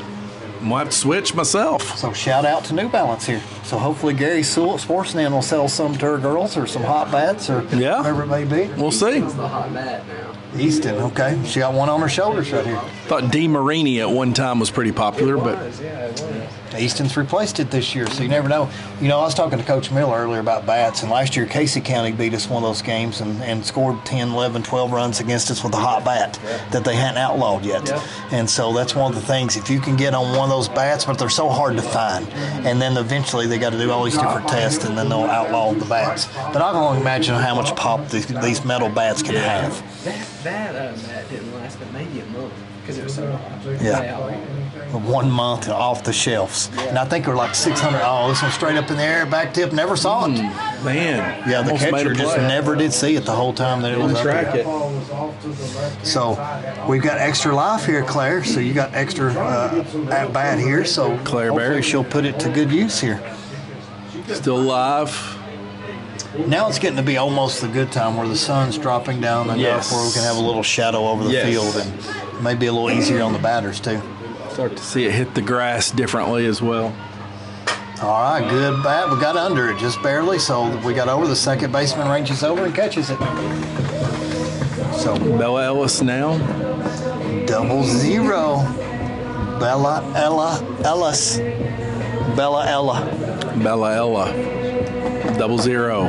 Tony Dell, because you said earlier. I like that. I think, we can just start a restaurant with her name because you got Bella Notte, which is one of my wife's favorite Italian wife loves restaurants. Bella Notte. Okay, so mine does too. Yeah. So now we got Bella Ella, and we can throw that restaurant out there. Pretty much serves everything.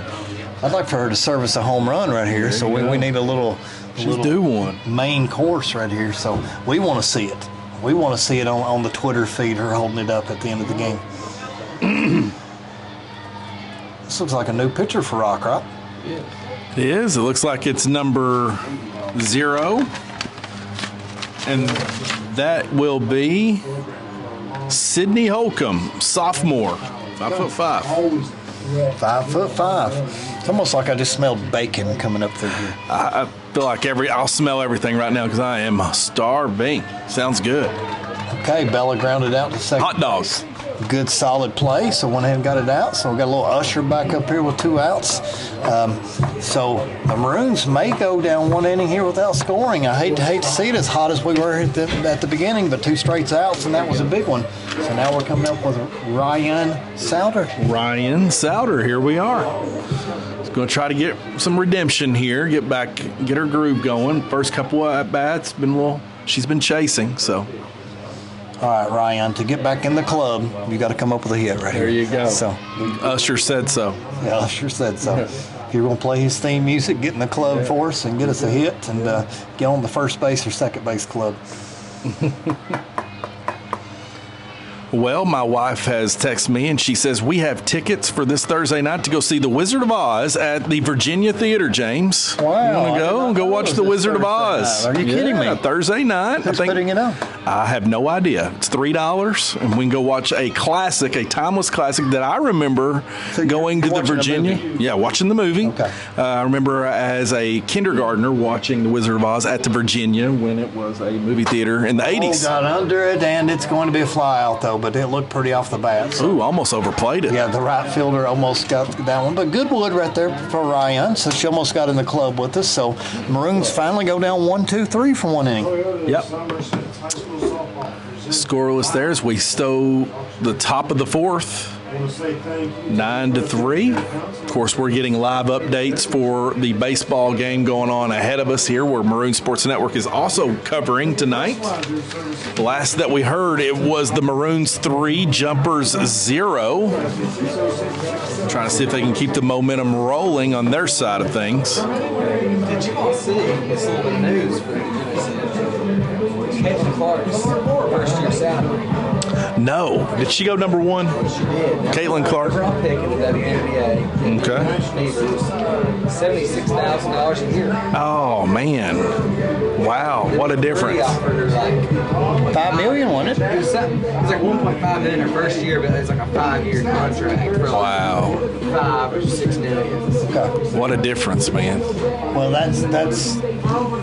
I think the salaries will go up now, but here's what people don't realize. And I don't want to sound sexist. You can't pay men and women the same thing because it depends on ticket sales and TV sales. But now Caitlin Clark is going to bring those ticket sales up because the women's Final Four was more than the men's Final Four. But that's called the Caitlin Clark phenomenon, and she's a generational player. And I don't know if, and Parker probably saw this already, but ticket prices. All of her first 5 games, it went from $22 to $134, from $33 to $129. Everything went up about 4 or 5-fold for the Caitlin Clark experience. Well, she's a once-in-a-lifetime player. Could even fit in their gymnasium. They played a game, Iowa women's girls basketball, or women's and girls, same thing. They played on the football field because they couldn't fit in the arena, a game or two, and the hype kind of simmered. But I think she's going to change the entire every women's sport. Also, I hope so. Come up because of her, so I'll agree with you. And one thing I don't like, I don't agree with Jay Williams. One, he's a Duke guy, but when he says that she's not one of the greatest ball players of all time simply because she didn't win the title is beyond imagination, because you go to a place like Iowa that's never been to the Final Four, and you take them to the championship game 2 years in a row. Now, don't get me wrong, last year they could have beat LSU, but they knocked off an undefeated South Carolina team that runs it back right now with the best coach in the game is Don Staley. Nice rip by Rockcastle here in the gap. What an Number right 10. there. Wow. So number 11 for us, Riley Ross has got a cannon, but that was a good double over top of Riley Ross. But, man, she slung it into second. It was on a rope. That's Addison Lovell, a junior, ripping it out there, man. Nice cut. Being aggressive. All right, BT's looking around right here. So finally they've got good wood on the last 2 hits, even though one was a fly out. But now we've got it out here, and so here we go. High and outside. Oh, okay.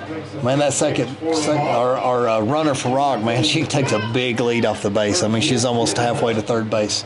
Man. Big cut right there. Brooklyn now going to try to get that last one back, see if she can shake that off. Here's a bunt to advance the runner. Safe. And no one there to cover first. Base hit. Absolutely. 9-3 here. Rockcastle going to try to get something going. And here is Hensley, who started the game on the mound for the Rockets, now at bat, 8th grader. Brandon, they've utilized that bunt really well now, so they're 2 for 2 on that bunt. So you got to think that they're probably going to do that some more, because Bella can't come all the way down the line to get that. So it's got to be either the catcher or pitcher to be able to come up and get that, unless it's way down there toward Bella. But that's got to be probably exploding out of the box and our catcher getting that. So, okay, they're trying to double steal, but we didn't fall for it. So, like I said, it puts pressure on you. If you get ready to steal second, and a lot of times you just go ahead and give the base up here, especially if it isn't a run that's going to be a tying or a winning run. Like you said, perfect time to use it right there, too. So question is, has Parker Sellers got aviators, or what type of glasses does he have over here? All right. So he's got some Top Gun Maverick aviators here for the... I wore them before Joe Biden. Pass ball, run, and throwing it away, taking third, so sloppy play by the Maroons. So pretty much back-to-back errors right there. So, yeah, 2 errors. So pass ball and then threw it away and then advanced from first to third. 9-4 with a runner on third and no outs. So Rock is fighting back tonight. Brooklyn calling for it, trying to see if she can escape out of this, giving up a run. All right, here we go. Number 25 for Rock, Brendan. So 9-4, so they got one of the runs back, and it's going to be hard not to let this runner score from third, because about anything will get them in, except for strikeouts. So Brooklyn looks like they're catching up to her a little bit. Oh, man. Right at our faces. That made my head come back. Yeah, I jumped too. So that was almost like in 3D coming back at the screen. But that was a foul bunt. So full count, 3-2. So does she go off speed? Does she go a riser? Does she go a traditional fastball, screwball? I don't know what she comes with here. She's been coming at it aggressively. See if she. Here we go, and strikeout. Yes, sir, BT. Big time.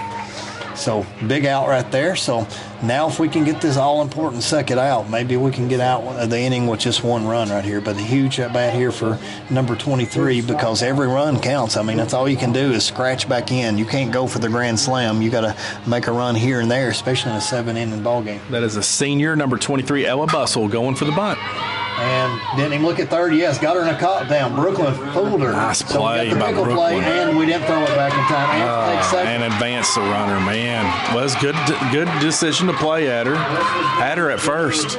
That one right there was. We should have ran her out. Well, she just didn't get the ball over her glove. I don't know if she caught in her hand or what right here, but that's a Novelty Baker error right there because we had the pickle going on, but maybe we should have run her down the baseline a little bit more before we threw it to Novelty to begin with. But Brooklyn definitely made the right play.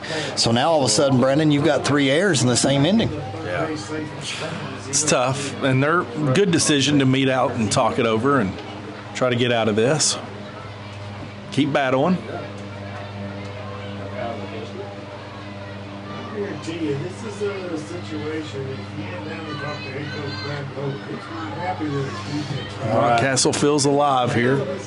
Yes, they do. I would too. So all kinds of energy. I'd probably bunt it again right here from what I've seen because all 3 bunts have been successful. And there it is. Yeah, there it They're is. just going to test us. And we'll falls there and Bella back to home and out. Force play. Got her. No, she didn't. She got a She tagger. had to tag her. Got Yeah. a tagger, so I don't know what she was doing right there. Because I think she could have swooped down and got her. Wow. So Bella made the right play, and I think that Brooklyn made the right play. So all of a sudden, 9-5. It was a good heads-up play, and it was there for the taking. Okay, one thing Coach Gover's got to work on is our bunt defense because that looks to be an Achilles heel. If anybody else watches this broadcast, they're going to do the same thing. So if you can't make contact with Brooklyn's Runner on fastball, third here and might do the same thing. probably would. I mean, until I can prove it otherwise. Okay, maybe not here. So, it's a little different if you have first and third bunting because you put more pressure on our third right here. With 2 outs, you can just turn around and throw it to the first baseman. With 0 or 1 out, it's a whole different story. But with 2 outs, you just take the easy out. Kylie Fletcher right here at bat. But she's squaring up to bunt, so we'll see. And makes Brooklyn throw it inside, so a little bit of shrug of the shoulders there. So 2-0 count. So we finally got almost completely shade in the outfield. So we got a little bit behind Avery. It's still got the sun, but the rest of the field looks perfect at the moment. Great time of the day, like you said.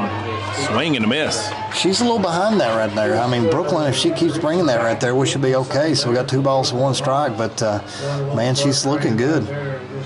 The bunting's the only thing that's hurting us right now. Squaring around again, draws it back, and right down the inside part of the plate. Barely nips it, but he gets it, so big pitch. 2 balls, 2 strikes, 2 outs. Brooklyn here trying to keep her head on straight. Here we go. Payoff pitch, pop up, popcorn. Brooklyn said, I'm going to take it myself. Gets it and gets out of the inning. Good work. Way to get out of that. 9-5. Maroons still at the lead. Bats are still going strong.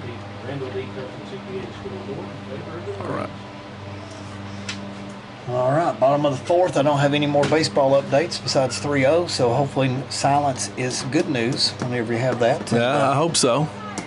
I need to find out who's pitching tonight. I think it might be Steve-O. I think he may be pitching. I think it may be Mason Acton today. Oh, wow, okay. So, if not, Mason pitched last Saving night. your I know he's one big of the guns. 2 days. So, that's a big-time district game because, seeding is so important, and especially home games because you go back over to Somerset, you got their fans, their crowd, but getting that number 1 seed so you can play that 4 seed in the first round. You saw that in boys basketball in the district. So that's exactly what I think about because 1, 2, 3 were right there clumped together. Right. And then Casey was so far down number 4 for boys basketball this year that you knew, well, Somerset beat them by 50 in the first round game, and we had to battle Brock. I mean, all the way down to the end of that game. And then, Somerset ends up winning district against us. And but good late motivation for us. You just had to make the regional tournament, and things felt good for us. And what a good run, man, to talk about. You and I run 2 years in a row. It's nuts. I mean, we're spoiled. It's insane, man. Really, I still can't believe it. And Fraley could have made it easily 3 in a row. I mean, that's how big of a run it's been for him as his head coach tenure is going forward. So it's amazing. Who knows what the off season's going to bring? Hopefully, never know. Maybe Lady Luck brings us some transfers. Yeah, a lot of drama going on in Wayne County. Come on up, guys. Kendall Phillips. You and Jennifer Cowan got any leads that maybe you can pull it over through there? I mean, you should have a few because your dad still lives there. We have kept in contact, and things are not going well down there. Let's just say that. Well, I can't publicly say we have NIL money over here, but I can say we've got gift cards. We got Maroon Sports Network over here. We got the MSAs. We got $75 trophies coming. We interviewed Antoine Dumpert in the 12th region, and he loved it. So, come on, Antoine. Yeah, come on, Antoine. I know you're really watching this girls' softball game when we upload it. You never know. Okay, a little high there. So number 0 throws it high. So 1 ball, 0 Shelby strikes. here, battling here. All right. That's a great idea. La Familia, PC alum fund. La Familia. I'm in with Parker, so we'll be the first 2, and you can be the 3rd one. I got a couple of gift cards in my glove compartment. I can sponsor to that. All right, Suze, let's go, Suze. There you go. Get Susie to go right here. I'm ready for her to get a hit right here. Let's go, Susie Q.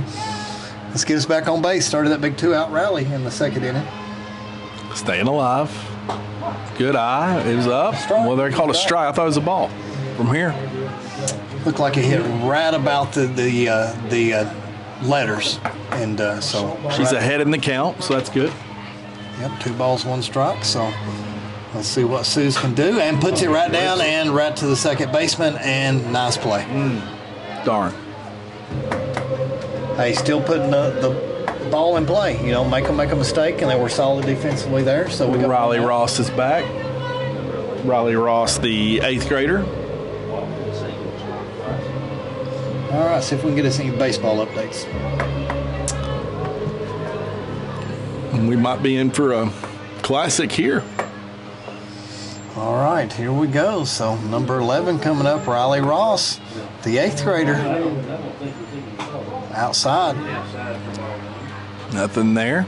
I guess the first walk-up song I ever remember. 1 ball, 0 strikes.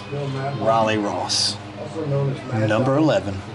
They played How Much Is That? She's had a couple of good cuts here in this game already to lead us on some of those runs. So Riley can definitely make things happen. All right, good hit, and the first baseman makes a good snag right there. So Riley's like, dang. Playing up. So good defense by Rocker here on back-to-back plays. Castle's adjusted, brought everyone in. All right, we got a pitch hitter right here, Brendan. We got a lineup change. You got your Kinsley Crabtree in Kinsley Crabtree, very well respected and loves the game. Very genuine young lady.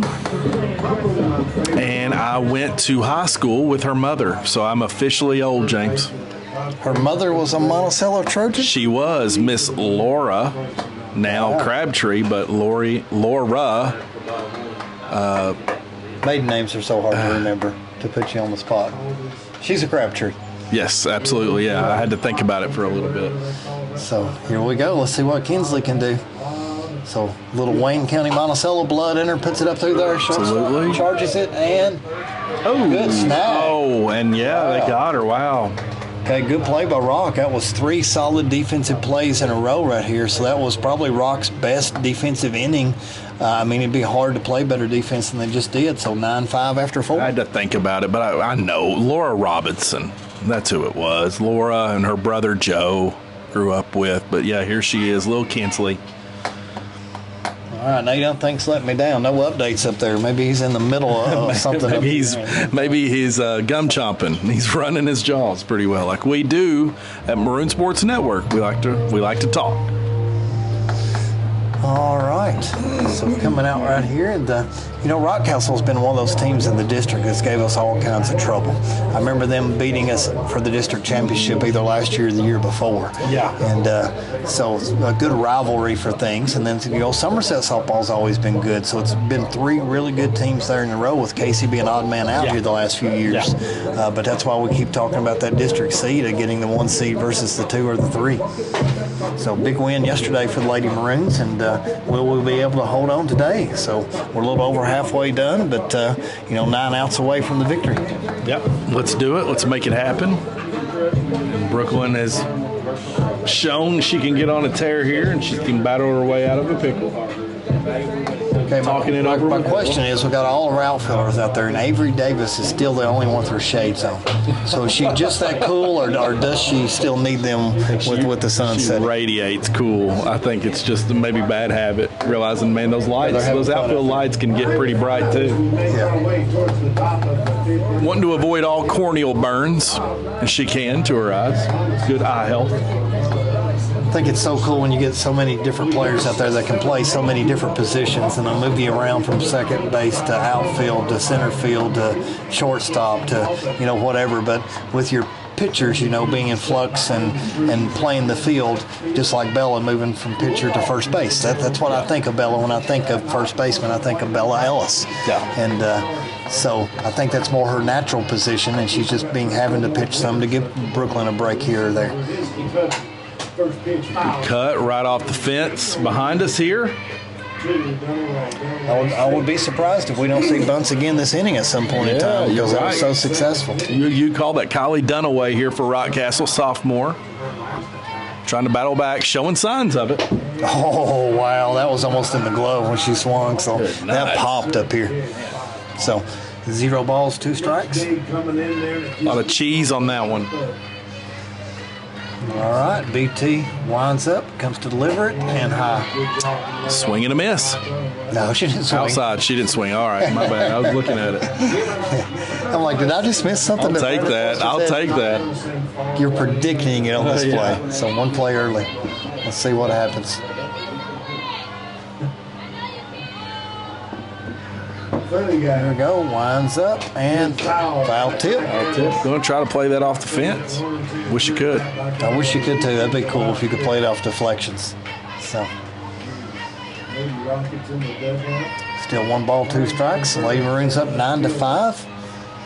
I've not even looked at our camera to make sure it's good the whole time. Swing and a miss. There it was. I knew I called it in the future. You saw it. The vision. That's a good strike out there by Brooklyn. See if Okay, she can get her Maroons are up mojo back. 4-0 top of the Wow, third. that's big. So baseball boys getting it done early. Got to bring it all the way to the late umpire that they got and bring it at the right time. James, I remember when I was a kid, it was common phrase to hear after a long baseball or softball game, let's just go meet at Pizza Hut. You can go sit at Pizza Hut, Pasta Cafe. You could sit on the picnic dining tablecloths that they had, and there's nothing like going to the Pizza Hut, reminiscing the game. And I don't know, I guess we could still do that, but it's just not the same, is it? No, it's sort of killed, and I don't know what that was over personal service or whatever it was, but, just to keep some things like it was, to be nostalgic about things. But, do they even have the salad bars anymore, or they removed them? Oh, that's a good question. That used to be pretty solid, too, the Pizza Hut salad bar. Looks like a hit. Brooklyn just lost the batter. She hit her, so she gets to take first base. She could have had that one. The Rock coach coming to talk about something. Looks like she's ready to make a change, or he's ready to make a change. Burdette right there, the senior who got hit, taking the base. All right, let's just hope our baseball boys can get it done, and let's have a doubleheader sweep tonight would be the right thing.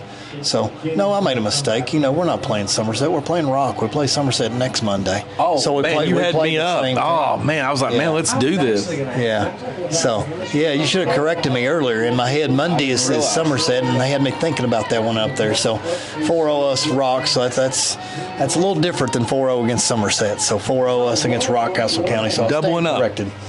So, yeah, you always play the same team. So I just said that earlier. And called a ball here. It's like Shelby and Kinsley were miscommunicating there. Both covered second, so I don't know. Supposed to go to third. Okay, that's what Shelby was pointing at. So got to teach the freshmen something. Yeah, you got to. Oh. 2 balls, no strikes. This is the time. Directing traffic here.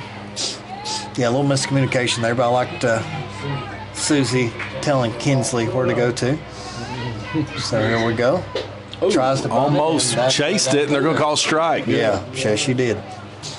Now, I've heard some things about a place called Pizza Pro in Clay County. Now, does that have anything like what we're talking about, like this dine-in pizza experience?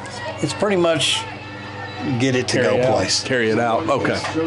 So foul bunt down the line. So yeah, it's really good pizza, and you know, you ate at Pat's and you fell in love with it. So you said you were going to go back and get some cheese fries sometime. I am definitely going to happen. I'm looking at a trip this summer when it opens up. I'm going to do that in the afternoon for sure. I don't know any natural landmarks to tell you to go and exhibit, but Clay County is the land of swinging bridges. If you want to go see some swinging bridges, I couldn't tell you where they're all at because I've never walked across one of them because I don't like heights. But I did go to Monticello to their swinging bridge and walked across it to visit the other side. And Wayne County has got some beautiful waterfalls and swinging bridges. I've got to say it's a really pretty area. And we tried to go to your pool room when we were over there.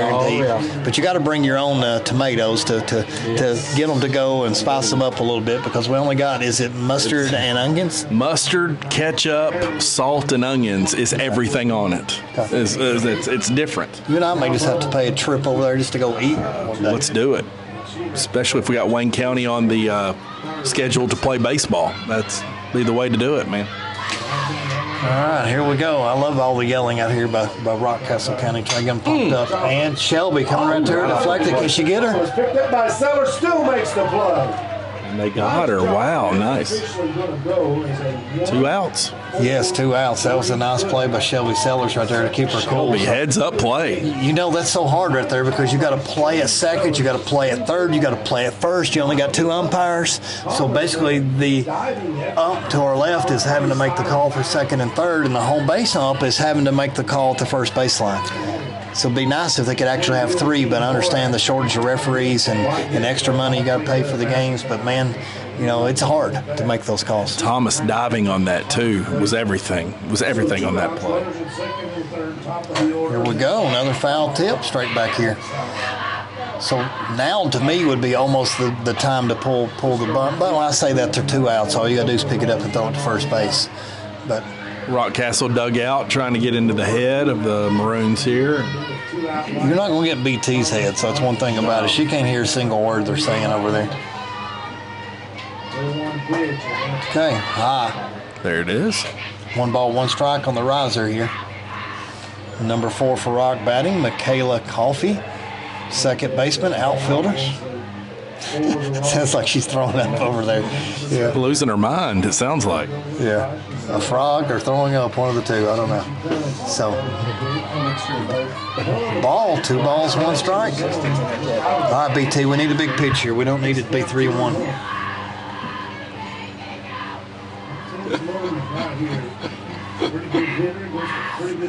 She's got to be hoarse at the end of the night, number 12 for Rock. I can't imagine the end of the night. High and outside, 3 balls and 1 strike.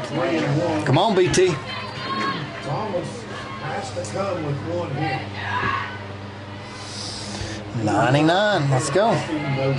She got her glove off her hand right now, Brandon. So now she looks down at the count.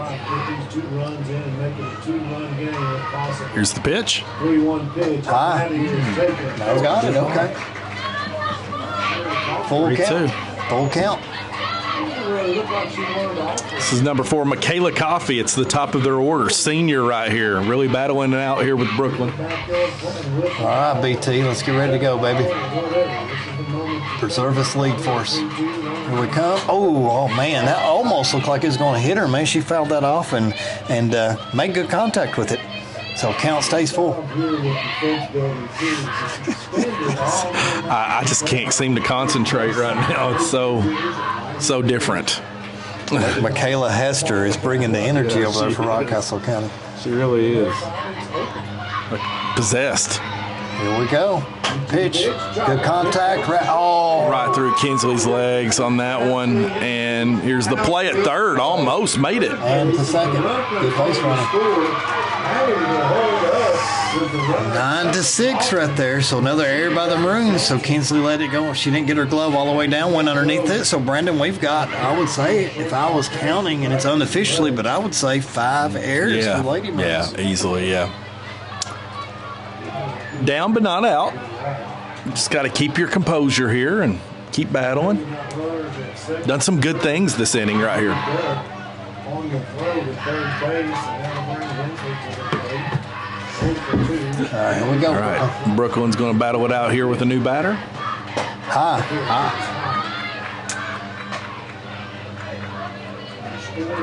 Well, these long innings just takes it out. I only got one run, but it seems like it's been a long inning right here on the top of this already anyway. So let's see what we've got here for Lady Maroons. And it's again, ball. 2 balls, no strikes. It's the 8th grader, Hensley, I'm sorry. She's not putting any pressure on her so far because the first 2 were easily balls. They were not close to the strike zone. So let's see if Brooklyn can find it here. Nice. Straight down the middle. There it is. Trying to get her mojo back here. Yes, that was big because you couldn't go down 3-0 in the count. So that's huge to come up 2-1 here. So great pitch by Big Time. Good delivery. There's another one. Right down. God, 2-2. All right, now we're going to make her protect that strike zone now. So she's proved she can throw strikes. So 2 balls, 2 strikes, and 99 is ready to bring it. Foul tip that's going over the soccer field, nice and high and deep. Oh my goodness gracious. Bringing the energy. I love that as a teammate, though. I think it was Jim Carrey that once asked the question, have you ever heard the most annoying sound in the world? Was that Dumb and Dumber, I believe? Way high, way high. Way to catch that right there for... Just trying to get in her head. 3-2 here. I don't know who we would bring in if we had to bring Brooklyn out of the game. Yeah, that would be an interesting call. She's oh man, that one looked like it was way inside, and she turned on a dime. It almost went in her dugout. So 2 straight foul balls battling right here is number 25. Something out of Mo Western movie, 3-2 here's the count. Brooklyn Thomas battling out here. Top of the 5th. Almost to that perfect time of day when it's twilight. Oh, got her looking, man. Thomas now says trying to get out of it. Okay, good pitch by Brooklyn Thomas. So 9-6 going to the bottom of the 5th. But what a huge pitch, Brandon Forster. Yeah, it's a big battle right there, and I think hopefully she can finish it out and get the bats going right here to create bigger cushion here. So we know the ladies can do it. Oh, getting tired. This is where we miss playing a commercial and having 30 seconds or a minute ready to go. Pulaski County, right here on top 9-6. And, of course, we want to thank all of our viewers and listeners right here watching on Maroon Sports Network and, of course, watching above us, supporting us and getting out and mainly supporting the Maroons and our young people at Pulaski County High School. So thank you again. And we've got us a good one going on right here at the softball diamond here between the Rockets and Maroons in softball. It's James Murray. It's I, Brandon Foister. It's Parker Sellers to my right. It's a good night. It's a beautiful night. Feels like a Monday, but it's Tuesday.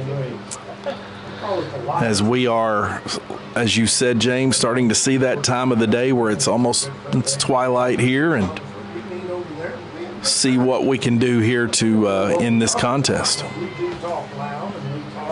Well, you talked about a little bit earlier, and the good thing is, and then I talked to Miss Hoff and Mr. Wesley today, they're going to play the broadcast for the next 2 days. So one day will be baseball, one day will be softball. I saw tennis today in the cafeteria. That was good. Good deal. So I didn't walk at the cafeteria today, so we got to see tennis in there. So it's fun, like you said, getting to see the players and develop relationships with them and know what sports they do. And, I was talking about last night, and you might not know this, but Peyton Venter, so I'm going to talk about her for just a minute. You ever had Peyton in class? I have not. Me neither. But I was out there watching with Morgan Keith, and I'm like, my God, her calf muscles are so big. so you don't realize it till you get out there. So Peyton, what do you do? Is it a Stairmaster? Is it what is it? But really good at tennis too. I mean, that doubles team played so good yesterday, and all the girls were so solid, and that team is going to be a major factor for the regional crown this year. So you're going to watch them once. Yeah, absolutely. I definitely want to make that happen. That's Coach Atkinson spreading some of his magic on those young people that he has up there, and his numbers have progressively shot up over the years, watching them and their turnout that they have, and of course it can be even bigger. All right, ground out to shortstop and good throw to the first baseman, and we have our first out. So Brandon, we put up 2 straight goose eggs right here after a hot start, 9 runs after 2, and now we're still sitting at 9 in the bottom of the 5th. So somebody needs to get a rally started for us. That was Nova Lee Baker, and now we're right back to Avery Davis, who chopped one on her last at bat to get on base. And let's see if she can get on base again here for the Lady Maroons. Here we go, Miss Davis.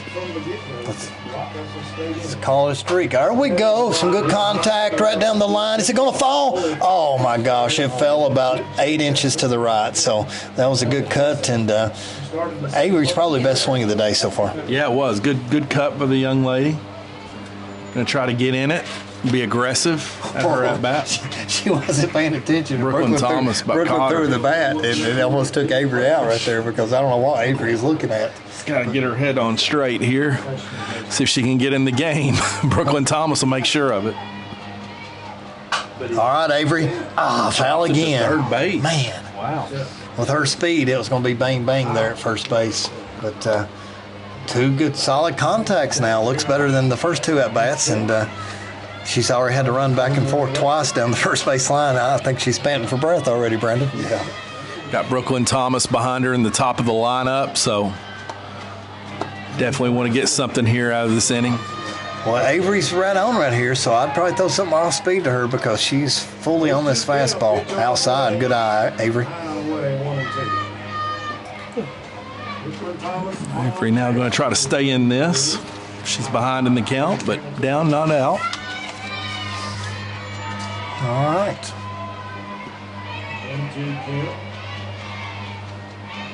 Here we go.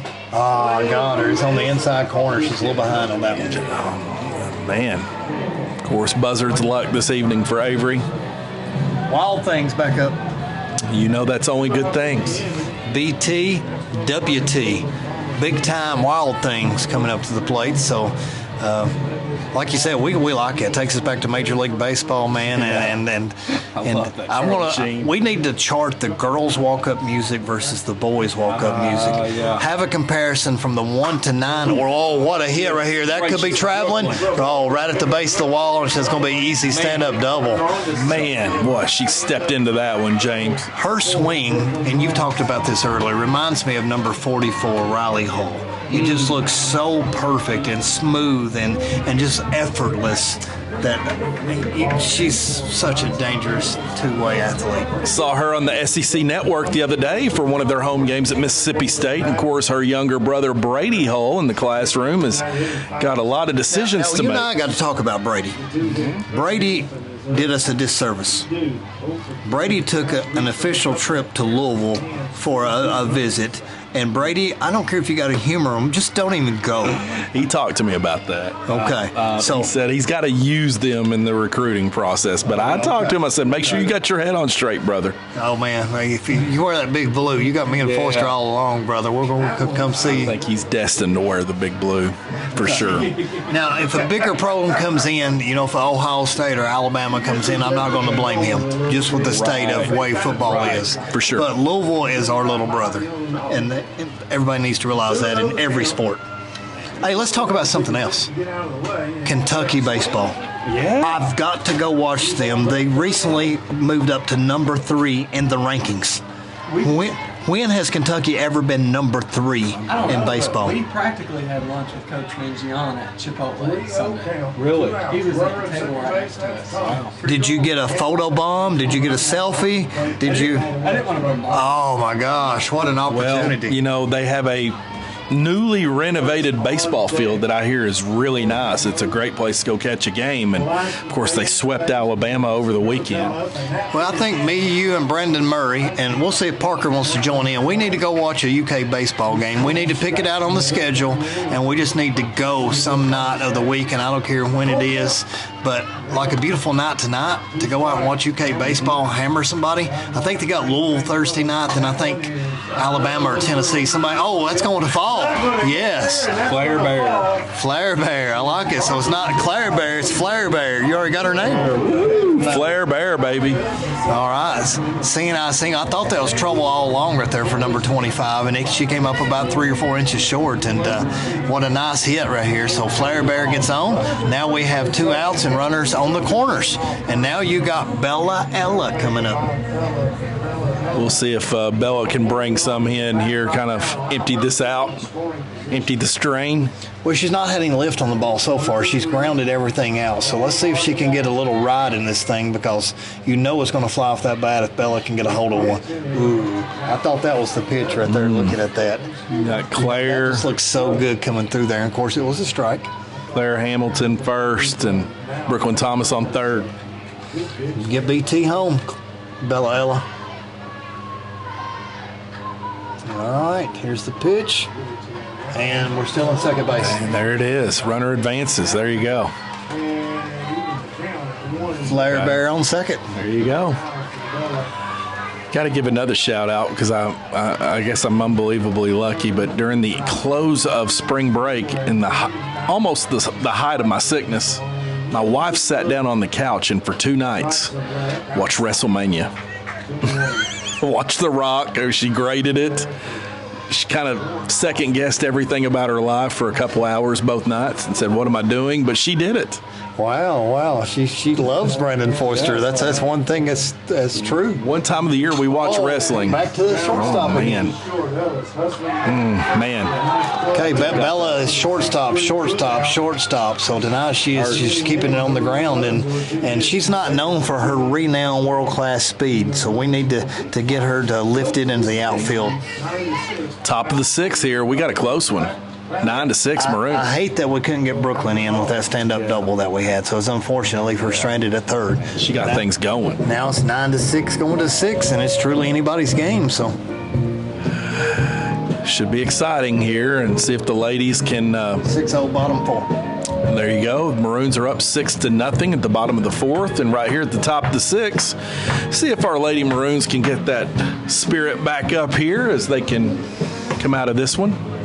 Well, Michael Jackson right here, so we got some good music. Want to rock with you. I can understand these lyrics, and that's my favorite. Whenever we need a quota with the rap, and then I pick. Here's what I want to do, Parker. I want to get, and you may have to help me, I need to get every single softball girl's walk-up music, every single baseball boy's walk-up music. Throw it in Google Classroom, or let the teachers rank the songs, and let's have a bracket, and let's see who comes out on top. Yeah, that would be great. Hey, let's do that next week during the Academic Career Spirit Week that we got going on. We could do that. That would be fun. So we just got to get up with Coach Jones, or I wish we had an assistant coach like Luke Elmore used to be assistant coach for us, but we don't have one in the building now. So it'd be nice to have. He doesn't no longer coach. I was wondering what was going on. He's got that girlfriend in Phoenix, Arizona, so he's got to take trips out west. And she's a keeper now. She's come here too, but he's got to take an extended weekend every now and then to go visit. Sure, okay, I understand. Phoenix, Arizona, man. Right. I'll switch over real quick between Parker, me, and you. Who comes, and I'm not a big NBA fan by any stretch of the imagination, but who comes out on top in the West and who comes out on top on the East? So let's hear it from you guys. I haven't got to watch much NBA basketball. This is usually at the time that I start to pay attention. But you got to think after what they did last year, that may not be a fluke until they get beat. But the Denver Nuggets have got to be the best team if they're healthy. But I don't know if they're healthy. I couldn't even tell you who's in because I don't watch the NBA. I don't either. All right, but I watch maybe. Sports So the Lakers they got a shot? Lakers in the play-in game, so I think they're in the 9-10 game against the Golden State Warriors. I think I'll have to look. They may be the 8th seed, but they're in one of the play-in game. Yes. Well, I don't know. My how the mighty have fallen. I thought Golden State and LA would be Number at one the seed in the West, you will not believe this, is the Oklahoma City Thunder. Took the number one seed in the West because Shai Gilgeous-Alexander is unstoppable right now, and he might win MVP. It's between him and Joker right now for probably the voting for MVP of the league. Shai Gill just coming off the bench for us too when he played. Who doesn't come off the bench for Cal? So yeah, it's true. There you go. So ground out right there for us, but Denver Nuggets took the 2 seed. And then the Minnesota Timberwolves took the 3 seed. And, Brandon, here's one thing that's never happened. 3 teams were tied with 1 game to go for the number 1 seed in the NBA playoffs with the identical record, and everything come down to the last day. And it ended up that the Thunder stole the number 1 seed. Wow, that's amazing. Shows you, like I said, I haven't got to watch. So out of the West, I'm with you. You're the man till you beat the man. And then it's hard right now not to go with the Celtics because they won the East by 14 games. But I'm going to tell you, you've got the Knicks that are peaking at the right time with the 2 seed. You've got the Heat that's going to come on, and they know how to play with Jimmy Butler coming playoff time. Billy Donovan Bulls, are they in it? And they're in it, but they're also in that playing game, 9-10 against the Hawks. So I don't think they're going anywhere with anything anytime soon. And the Bucks, Giannis just got hurt and separated. Now something with his leg or knee, but it's not an ACL. So I think it was a calf strain. And so he hopes to be back here sometime soon. But I think the Bucks got their 1 title and they're done. Wow. But the West is going to be loaded. So Giannis is kind of playing hurt, right? Right. Wow, that stinks. He's an athlete, man. So strong. A little inside there. So 2 balls, 2 strikes right here for Brooklyn Thomas. So Brooklyn Thomas going to see if she can shake off everything from that last inning and try to put this away.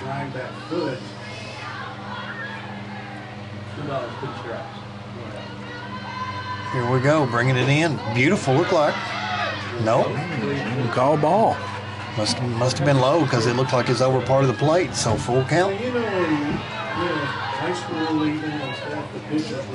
Big challenge here. All right, 3-2. Standing in. Oh, man, that looked good from here. Wow. And, of course, walks the runner. Batter. Brooklyn Thomas starting out top of the 6th here, behind. And She gave up 1 last inning. Okay. And we have number 5, Kylie Fletcher, a junior.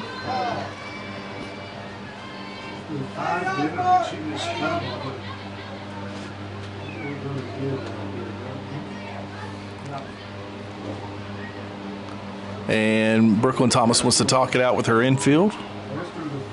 Take a little pause here in the action.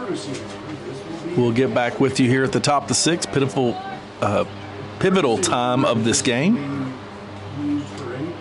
Try to rally everybody together. It does not count as any sort of a substitution. This actually does not count as a substitution. Sometimes you just need to stand up, Brandon. Sit down for that long a period of time. Absolutely, it does it to you. You got to move around a little bit. Here is Brooklyn Thomas eyeing down looks like I can't really see. And they got the long hair that covers the number. Covers it up. Number 5. Okay, yeah, that is Kylie Fletcher. Yep. Squaring up to bunt, bringing us in. And then Swing and a miss. Make that 1 strike here. 1 out. 1 on. You know, one thing you can do right there when you square around for that bunt, you got the player that has to come in, so our third baseman has to cheat and come up the line. And then we got to have the shortstop cover third. We got to have second cover short.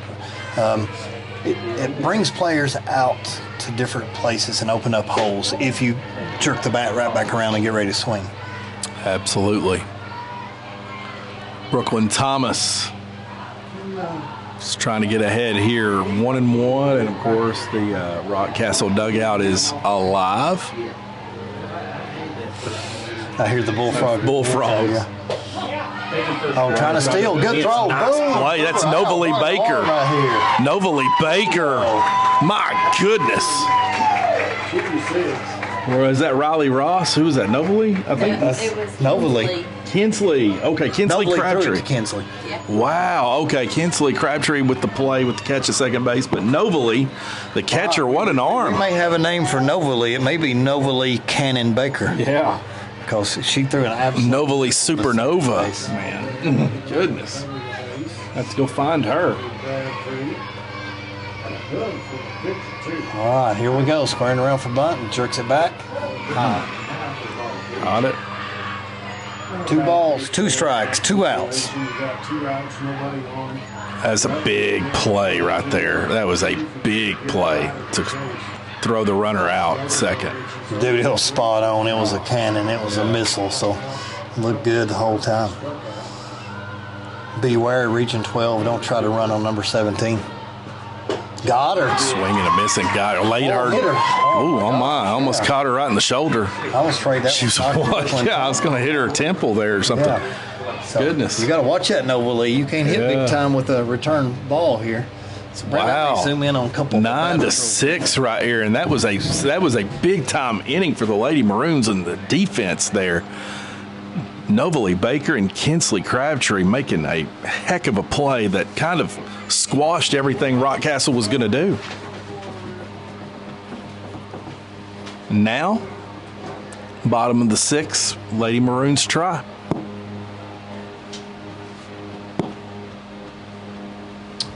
As we pause and transition right now here in the game, and we would again like to thank all of our sponsors, too many to thank at this time.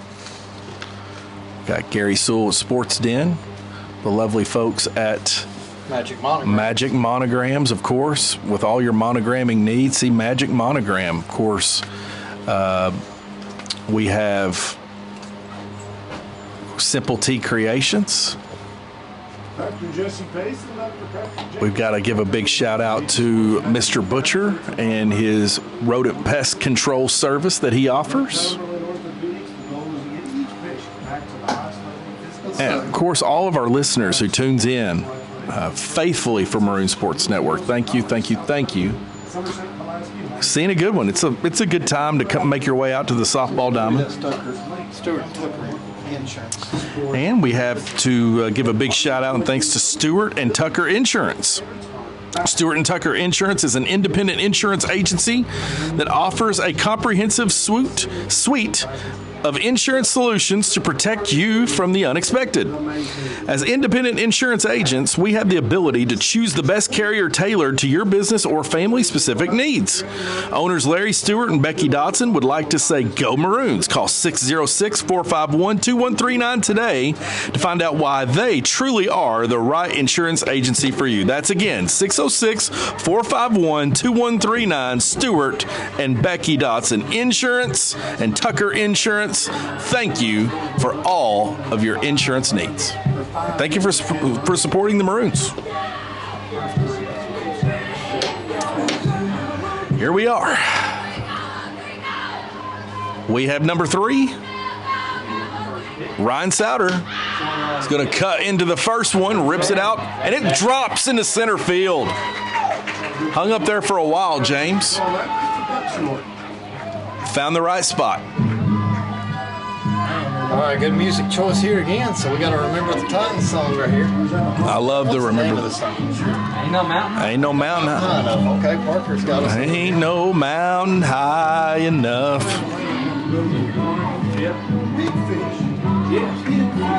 And this brings up Shelby Sellers. 1 on. Ryan Souter to start the inning, top of the 6th. Maroons going to try to keep that magic going that they had earlier in the game that created this gap. I wanted to go swimming with the otters. That's my spirit animal.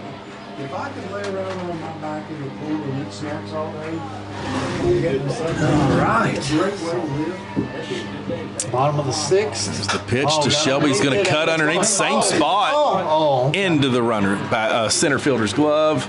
Almost Just dropped. got underneath of it right there. So I thought he was going to find that sweet spot again. But Getting really aggressive, getting ahead. This is going to bring us up to Riley Ross, I believe, 8th grader.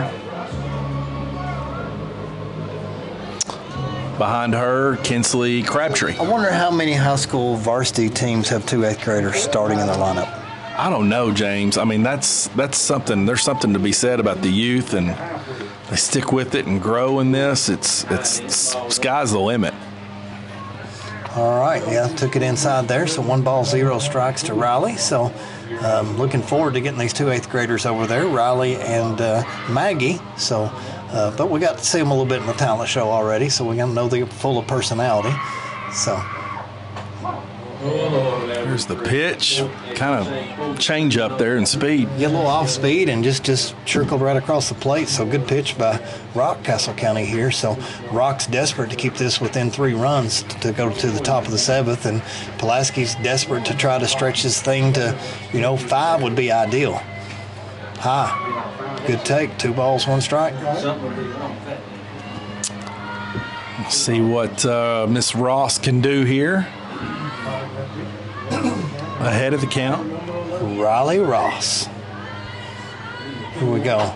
Oh, coming back up, second baseman's got to jump over, throws it to first, and takes the nice easy out. So now we have 2 outs and a runner on second. Ryan Souter advances. Second base. I wonder if Riley Ross is any kin to my main man, Sean Ross. I was getting ready to say, or maybe even, that was who I was thinking. I hope so. Dude, what a talented basketball player. And him with Cody Johnson and him with Taylor Gover. Oh, that was so much fun to watch them play. He's an athlete. Won the region. Should have won the region. I'd like to have seen that team in action. Yes. 2 2,000-point scores, and Sean Ross a 1,000-point score on the Good second. night. Are you kidding me? Yeah.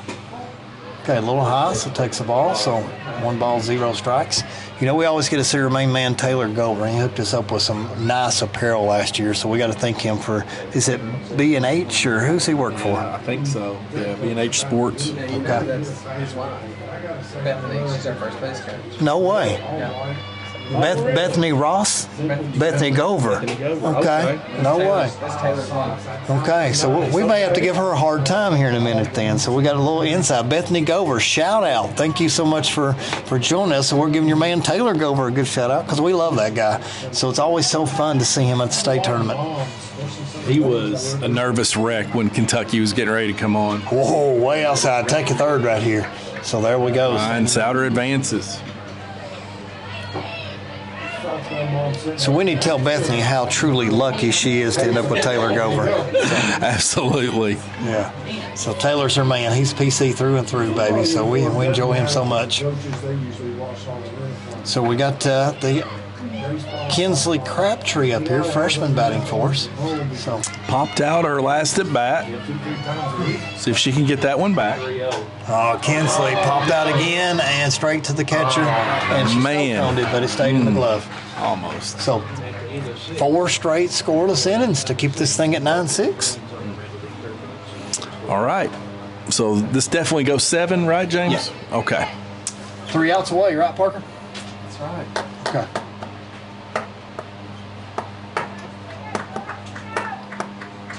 Hopefully only 3 more outs to talk through here, Brandon Foster, and then Let's do it. Baseball should be in control, so I don't know. I may walk up there and catch a few.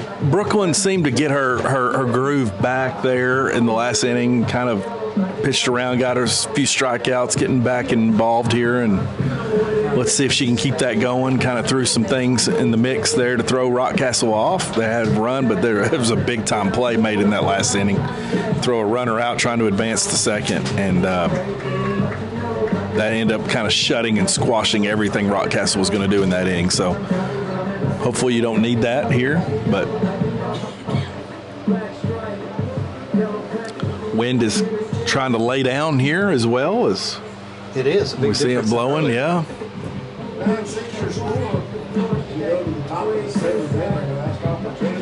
All right, so what was your thoughts? And Dalton absolutely loved it. I didn't watch any of WrestleMania, but everything I read on Twitter blew up. And they're like, it was one of the best ones that they've ever had. And right now, Triple H is getting a lot of accolades because he's bringing it back old school attitude era versus that new fruity era, whatever they went through for a period of time with all the drama and soap opera stuff. And now he's sort of bringing back the attitude, hardcore edge. And Dalton's like, he told his friend, I remember him talking on Friday night, that no way this 2-on-2 match or Saturday night's going to last very long because both of them have to wrestle tomorrow night. So this should be a quick doubles match. And it went an hour and a half. Yeah. And was the second longest match in WrestleMania history.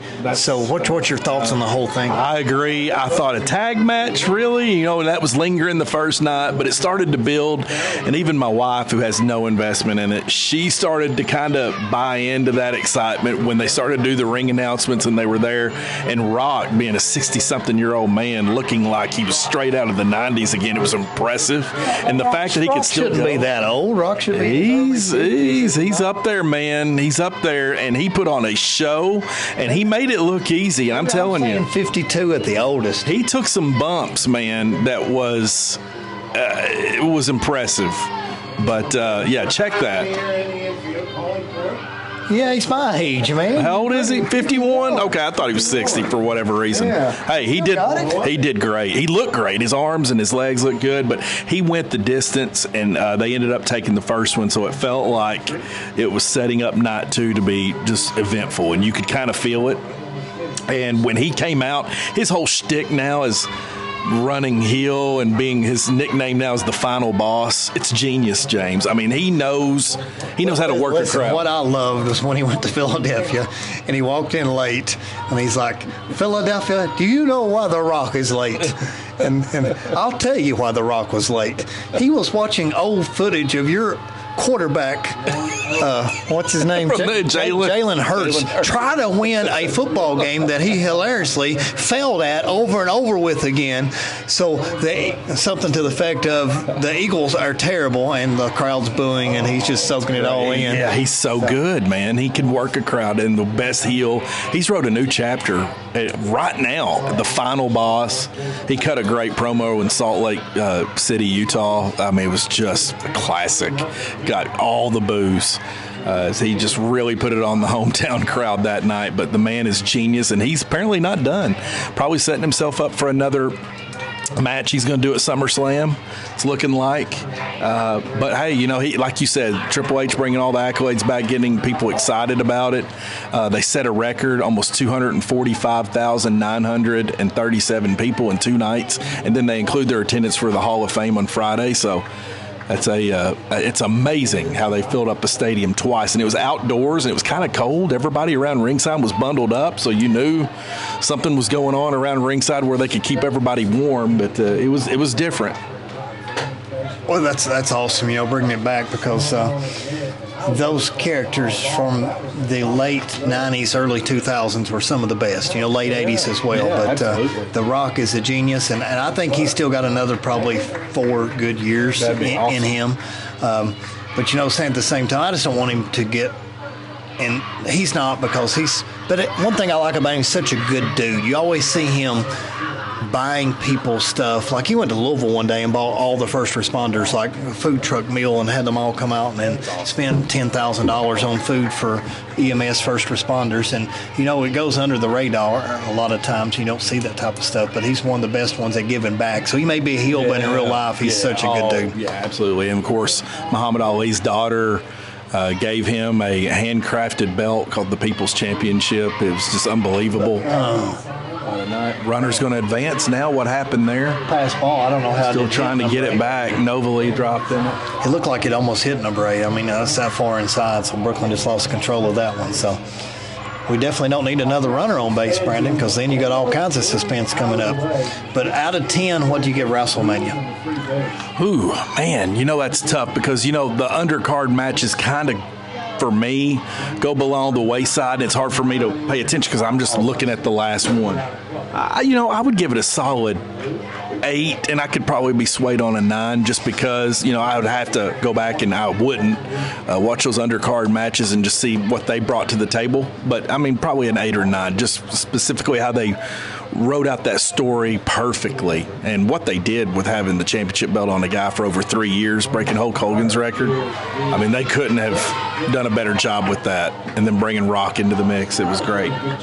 Yeah, and then you like it where he sort of lost his attention for Seth Rollins, and that's how he lost the belt. He sort of got hit from behind, and then Cody Rhodes. Yeah. You know, we all knew Cody would get it someday, and I'm not a big wrestling fan, but everybody loves Dusty Rhodes and knows that he paid his dues, and his son has now paid his dues. So I know a lot of people don't like the baby faced wrestlers becoming champs, but I think a lot of people are okay with Cody finally taking it over. He had a lot of crowd support. Crowd loves him. Of course, you know, The Rock got his pop no matter if he was getting booed or not, but that's just Rock pop for you, man. And Roman definitely turned the corner with everything that he's done. It was very well set up.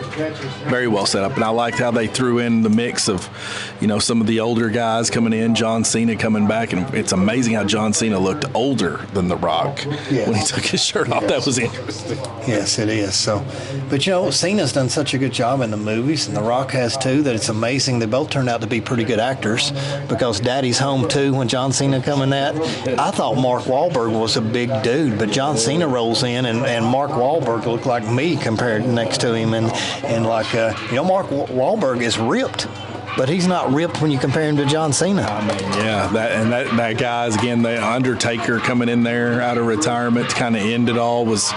I mean, that was very well scripted. I thought we were going to see Stone Cold. And slices out of bounds. Good. So. That would have been nice to hear the glass break, Stone Cold make an entrance. But other than that, I can't really complain. They pulled out all the nostalgia stops for that last match. It was neat.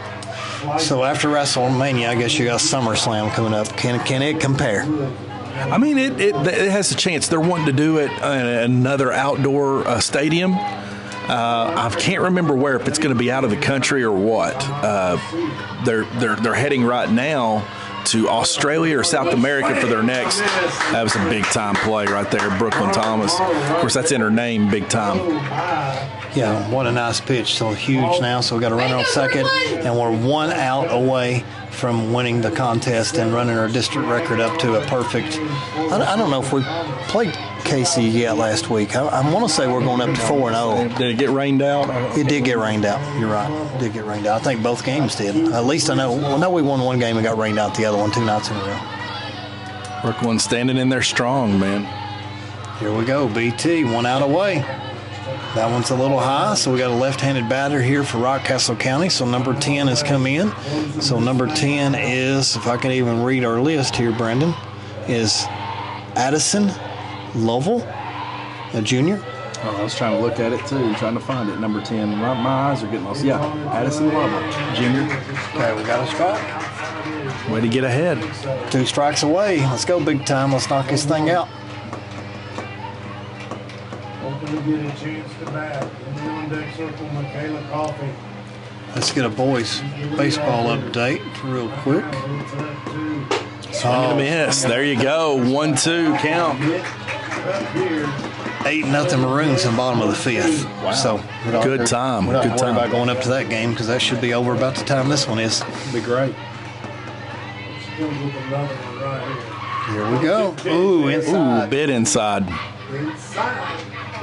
That had to scare number 10 right there a little bit, because that one coming with some high heat on the inside. So 2 balls, 2 strikes, 2 outs, 1 pitch away from keeping the district record perfect on the season. All right, Brandon, be thinking of your wrap-up lines here when Brooklyn Thomas takes us to the ball. Can't wait. Here it is, and good hit, and charged in. Right over her head, man alive. One run's going to score. Almost got her out at second. That was a nice throw, center fielder, but that was a rip to center field. Now the tying run comes up to the plate. 9-7, and a home run all of a sudden knots this baby up and puts some pressure on us. So that was probably the best, by far the best hit ball tonight by Rockcastle County. Yeah, absolutely. Lovell stepping into that one. She is the potential tying run. Let's go, D! All right, here we go. All up to number 4. So the senior for Rockcastle County, that's Kayla Coffey, top of the lineup. it's Coffee. Side. Nope, strike. Strike, okay. You know, every time he says really that, see I that. think he says ball, Yeah. But he does strike. Okay. For the motion. So I guess weird. I need to step up and actually look at the plate a little bit further here. Swing and a miss. 1-1. 0-2. 0-2. Okay, my bad. Yeah. Let me take that. We got Mama Bear popped up here. Natalie Sellers going to get us through. Come on, Natalie. One more pitch away. Get your Lady Maroons undefeated. So let's do it. Are they undefeated? In the district. Oh, wow. Yeah, let's take it.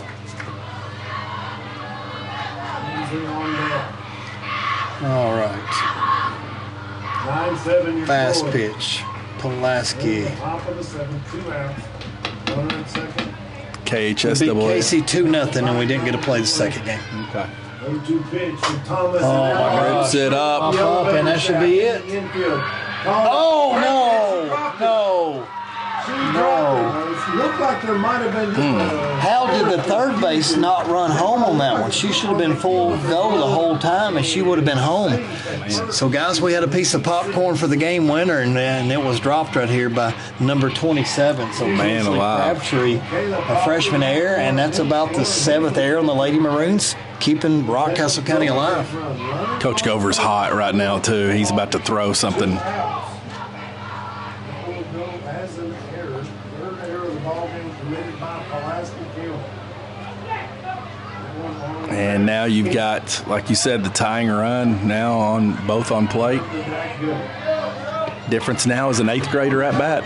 Now you run the risk of possibly losing the game, with the home run. Of course, we still get to bat, but that changes everything right there because, that should be ball game.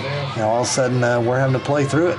Rocks come to the plate, nice pitch, and that is low. However, Yep, low pitch, so 1-0. So you got to think Rock is going to steal second base. At least, I don't know, though. We got a cannon right here. 1 out ends the game. So, Yeah.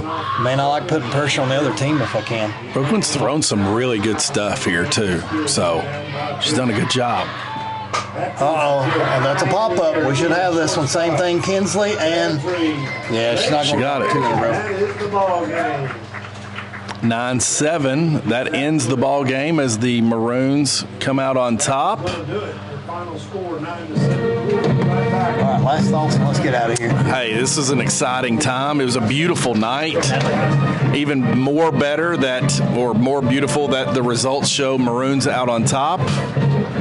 Hard-fought game here, but Maroons come out on top 9-7. Of course, it was Bella Ellis starting us out here for the Maroons on the mound and then relieved of her duties by Brooklyn Thomas. And Brooklyn Thomas just kind of came out steady and collected, gave up a couple of runs, but really held her own and ended the game for the Maroons here as they'll try to move forward and undefeated in district. Folks, thank you for tuning in to Maroon Sports Network. It's been James Murray. It's Brandon Foister here. And we're saying to you tonight on those softball diamonds, so long. Thank you for joining us.